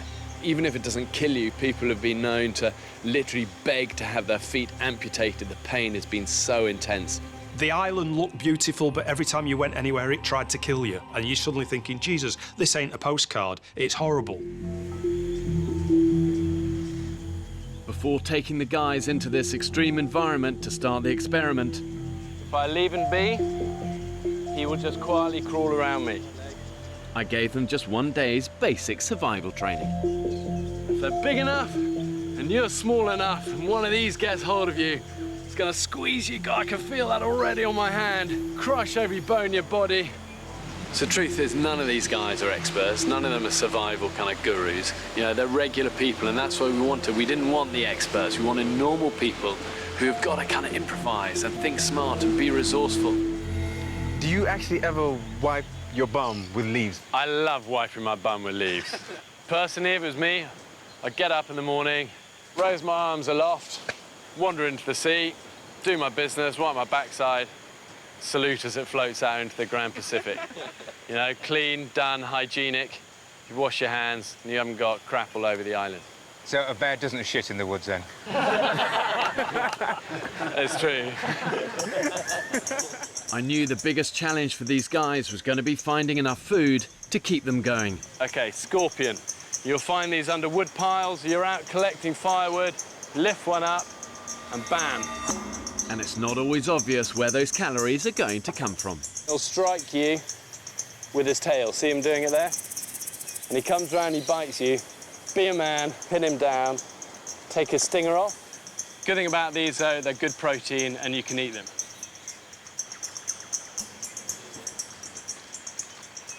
Tastes like shit. You're better off skewing them and roast them over the fire. But raw, they're horrible. Oh, scorpion. Here he is. There he is. There he is. Got him. I've got him. He's aggressive. He's aggressive. From experience, I know it's amazing what you'll eat when you're pushed to the edge. God, I can see its guts inside. That's not going to be tasty, guys. Oh, man, you're making us wait. Come on. We want to see you eat it. I hear that in the future, when things get a bit more dystopian, we're going to have to eat insects rather than mammals. So, I'm looking forward to it. Yes! That's man food! Man food! Yeah! Yeah! Oh, mate. How does that taste? Oh, it's food! One of the key skills in the wild is knowing what you can eat and what you can't eat. And if there's doubt, don't take the risk. You'll only get it wrong once. More dangerous than any snake, scorpion or crocodile is this fella. Innocent looking little apple, actually called the death apple. And this is enough to kill not one man, but 20. And when you're surviving on an island, you're hungry, you see what you think is edible fruit, so tempting to pick it up, eat it. End game. Death apple, bloody death apple. That thing, I was paranoid about death apple. Is that a death apple? Yeah. Let's evacuate camp. Where's that come from? It's been washing up. Yeah. Washed up? Not here. Might be down there or up there. When you're walking on the beach, they wash up from elsewhere. If you step on that death apple, you're getting scabbed, you could die. And trust me, that death apple looked lovely. So we could have ate that and we would have died. From start to finish, the men were always teetering on the brink of starvation. And there goes my fucking bait. Just this bay is empty of life. Come on, Mother Nature, give us some food. But what's important is that they never gave up. So where are we going, Sam? We're going foraging. And that is the key to survival. The pigs. Balls. Fuck. We all tried so many different things and they just didn't work. We didn't realize how far mankind has come through trial and error. OK, here we go. He's coming shallow. Failure plus failure plus determination equals success. Yes! Yeah! Fucking hell! Yes! Hey, look at that, Biggie. Oh, mate! We've caught 28 fish today. Anyone for carbohydrate? Wow! Oh, my God! Driven by all-consuming hunger,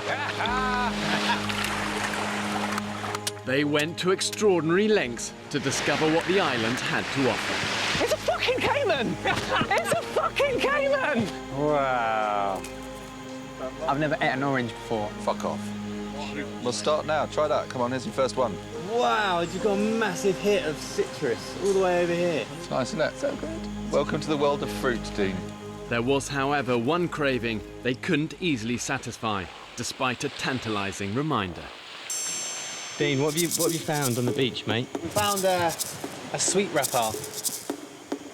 It's intense for these guys, the lust just to get something sweet in their mouth. And the boys have found some of these and they had like a tiny little bit of sugar in them. But if you put a bit of boiling water in them... Is it good? Oh, it's good! It's good! I don't care if he gives me the shit. It's worth it. Over 4 weeks, these 13 men had come a long way since their first unappetizing meal of snails. Oh, Mr. Fletcher, you're an artist, sir. Toasted some coconut there as well. Toasted coconut here, mate. Before departing, they invited me to sample some of their favourite, hard-earned island delicacies. Unbelievable, guys. We have dressed crab, honey.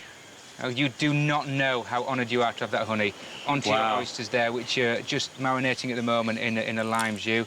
We have fresh snapper there. We have gazuma berries and almonds in there, toasted coconut, and a fig and lime marinade to go with your fish. Yeah. Well, guys, I'd like to say grace before eating. Yeah. Lord, thank you for these men, the courage and the fortitude they've shown. Thank you for the hands that prepared this food, and thank you for the sea that's provided it. Amen. Amen. And let's try a bit of this. So a little bit of honey onto the oysters. A little bit of honey on the oyster. That stuff is insane. I'll tell you now. You look at the food that they served for me, and there was a real sense of genuine pride in that. That it was really special. To go from, you know, scavenging around in the first few days to providing something that, you know, I'm not saying it would be served at a Michelin star restaurant, but it was pretty good given the tools that we had. It showed our evolution and how much we'd got our stuff together. Oh, it's incredible. It's off the scale. On that plateau, that was like the culmination of our surviving there. It was a real sense of achievement. A toast to you guys, to an experience I really pray you'll never forget, to an experience that I hope will empower you in your everyday lives, and to friendships that I hope will last all your days as well. Hear, hear. It's you guys. Cheers.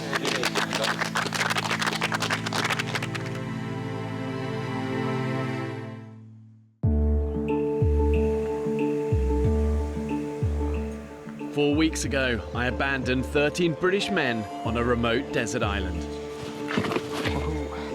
They would have to fend for themselves in isolation.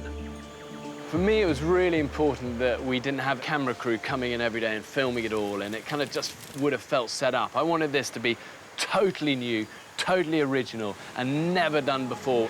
For this reason, the radical decision was made to get the 13 men to film the entire experience for themselves.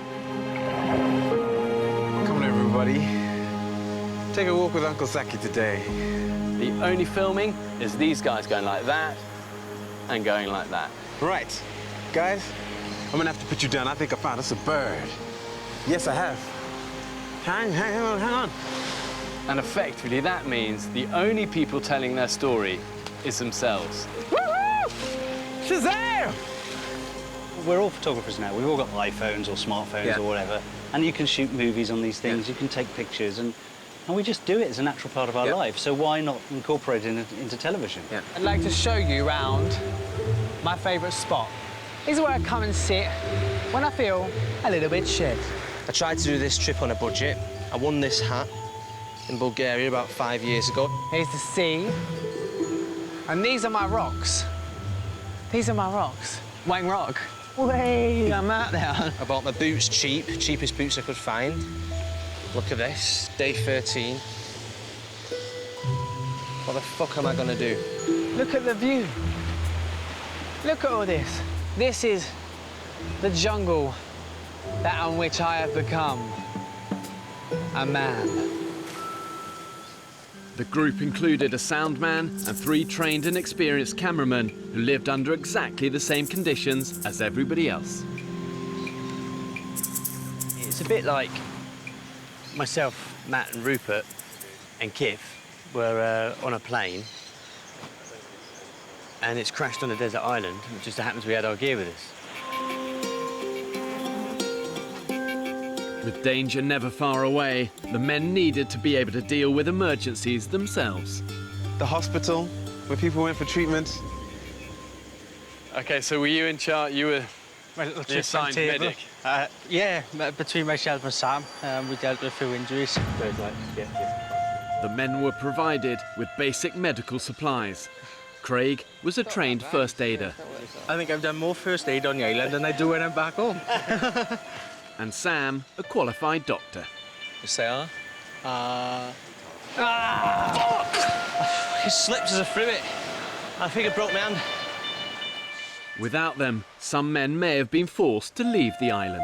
I'll be honest, I punched the sand. Oh, no. I enjoyed being the doctor on the island. It gave me a bit of a sense of purpose. So I've made this bamboo into hopefully roughly the shape of a splint. I was called upon to do things I wouldn't normally do in my day-to-day life as a neurologist. I can still do some things. Yeah.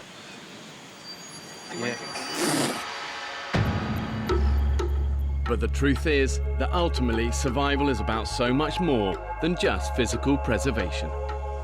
As human beings, we're pretty complex creatures. You know, we need much more than just food and water.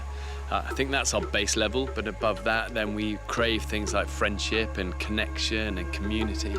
The single hardest thing about that 28 days on that island, the lack of contact with your loved ones from the outside world. I'm 6,000 miles away from you, home. And I'm missing you. The men had to get by with just one photo from home. My 2 grandkids, you're still with me, Tommy and Annabelle? You'll be with me all the time. My beautiful girlfriend. And a huge part of me wants to go home. I think the hardest thing was definitely missing my girlfriend and our little girl that we have together. That was heart-wrenching at times. It's just a whole no contact whatsoever. Every now and then, I keep thinking I'll just snip off and use the phone and call home. Very, very suffocating feeling. It was important that the group reached out to each other to keep isolation at bay. What glues people together? Humour, kindness, and that shared adversity you're going through together. Yeah, all right, dude. Just come over a bit emotional, mate, to be honest. Yeah? Yeah. You know what you need, don't you? Big Fletch hug. No? You've got a temporary family at the moment, mate. Yeah, I know. Yeah? I know. I know. You've never met these people before in your life, but yet you become instantly close just like that. As soon as you're chucked on the island, you're best friends because you've got no choice. I just feel like I've been so up and down. You know what you need then, don't you? As well as a Fletch hug. What's that? You man the fuck up, don't you? No, I do. Babe, I'm gay, I'm allowed to cry. Hey. But there were inevitable tensions and moments when it looked like the group might fall apart. Mate, come on, why are you here? Why are you here? I don't know, I asked my question now. I know. Myself, I quite a lot to go, so I know. fucked off. The wild exposes people wide open, and sometimes there's a lot of fallout and mess first. So all you want to do is bitch, and that's all. I'm not bitching. Hey, grow up, don't walk away. When people are under pressure and your life is on the line, you've got to do all you can to keep a group cohesive and together. Because when it's together, it's strong. It's not strong when it's fragmented and broken. So what's going through your mind, Craig? Oh, I'm off. I've had enough. Don't quit, mate. You'll regret it for the rest of your life if you do. Just keep plodding, just digging deep. Yeah? You need to find that fire in your belly, mate. In the end, all 13 men managed to stick it out together. Let the party begin! And on their last night, were able to celebrate their differences. The award for the best tantrum. Oh, this one's close. This one's close one. Oh, it's tight, it's tight. It's a tight one. Is Craig. So the category for the most improved person, and this goes to Ryan. Yay! Five, Ryan. I'm gonna take this award and apply it for the rest of my life. Well done, mate. I think it's powerful to see a group where people are so different, but they're actually bound together by shared experience. I think what you guys have been through is essentially an accelerated crash course in life. And I'd love to find out what each of you is going to take away from the island, but also what you're going to leave on the island. You realise how little you can survive on here and how little you actually need, and it's great to, I think, hopefully I'm going to be able to go home and just like pull that back and just be slightly less kind of wasteful with everything I do. I'm going to leave behind, hopefully forever, that sense of taking things for granted in the world that we live in. I don't feel as though I had a massive ego before, but if I did have any, I think I'll leave a bit more of it here.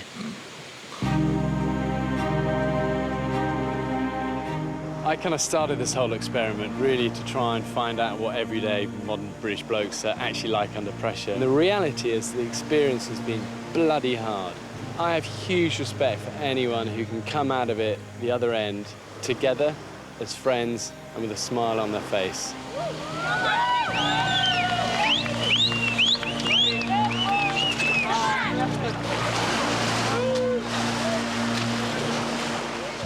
Mate, amazing!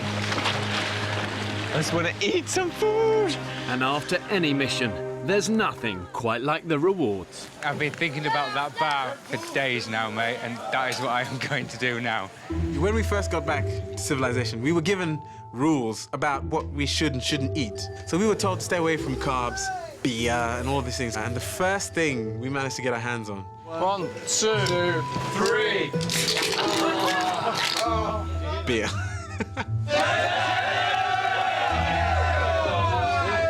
And drink. Holy God. I know. Man, do I like beer now. It was quite an achievement. I think we were all proud to have done it. And that cold beer, Hug it out, hug it out.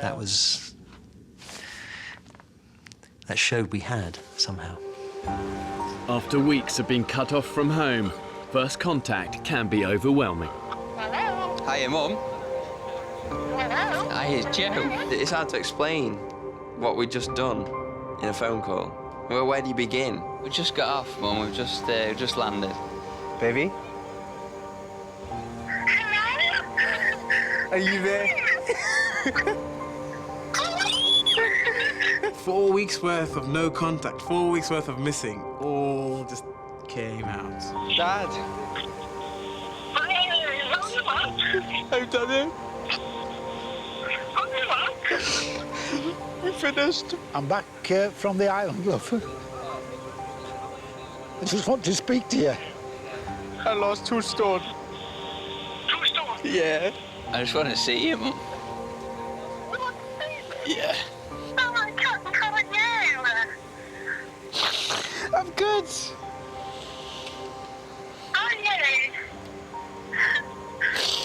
Yeah, I'm good. Feeling these things makes you feel really fucking alive. There's no doubt, I think, when you go through hard times, there's pain first. But this is about what people find at the end of it. Yes! Energy is coming back. Returning from the wild always helps you see modern life through fresh eyes. That's the women's correct? What do the symbols mean? Freedom. It's fucking incredible. Simplest things like taking a loo in a toilet as opposed to running to find a tree that's far enough away from camp. Oh my God. Problem solved.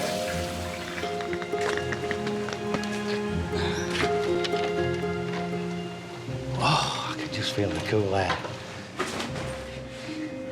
This doesn't feel right. Oh, wow. There's nothing left of me. God, that's very weird.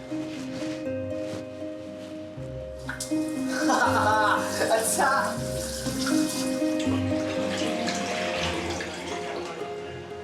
Nobody had to fetch it. I'll filter it. I'll boil it. Oh, man.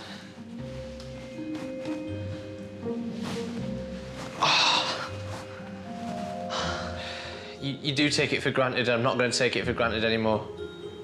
And the magic is you can't buy those things. It comes at a cost, and the cost is that 1,000 barrels of sweat and toil. And I've been there many times. The hardship is always worth it. And no food ever tastes as good as that first meal. Oh my God! Calm down, Zach. Calm down, mate. Oh my God. Chicken! This is sugar. Look at that. This is sugar. Your senses are almost like, they almost shut down. They're not being exercised. So the second that you have something which you haven't had for a month, you times its flavour by 1,000. Oh my God. Oh my God, more sugar. More sugar.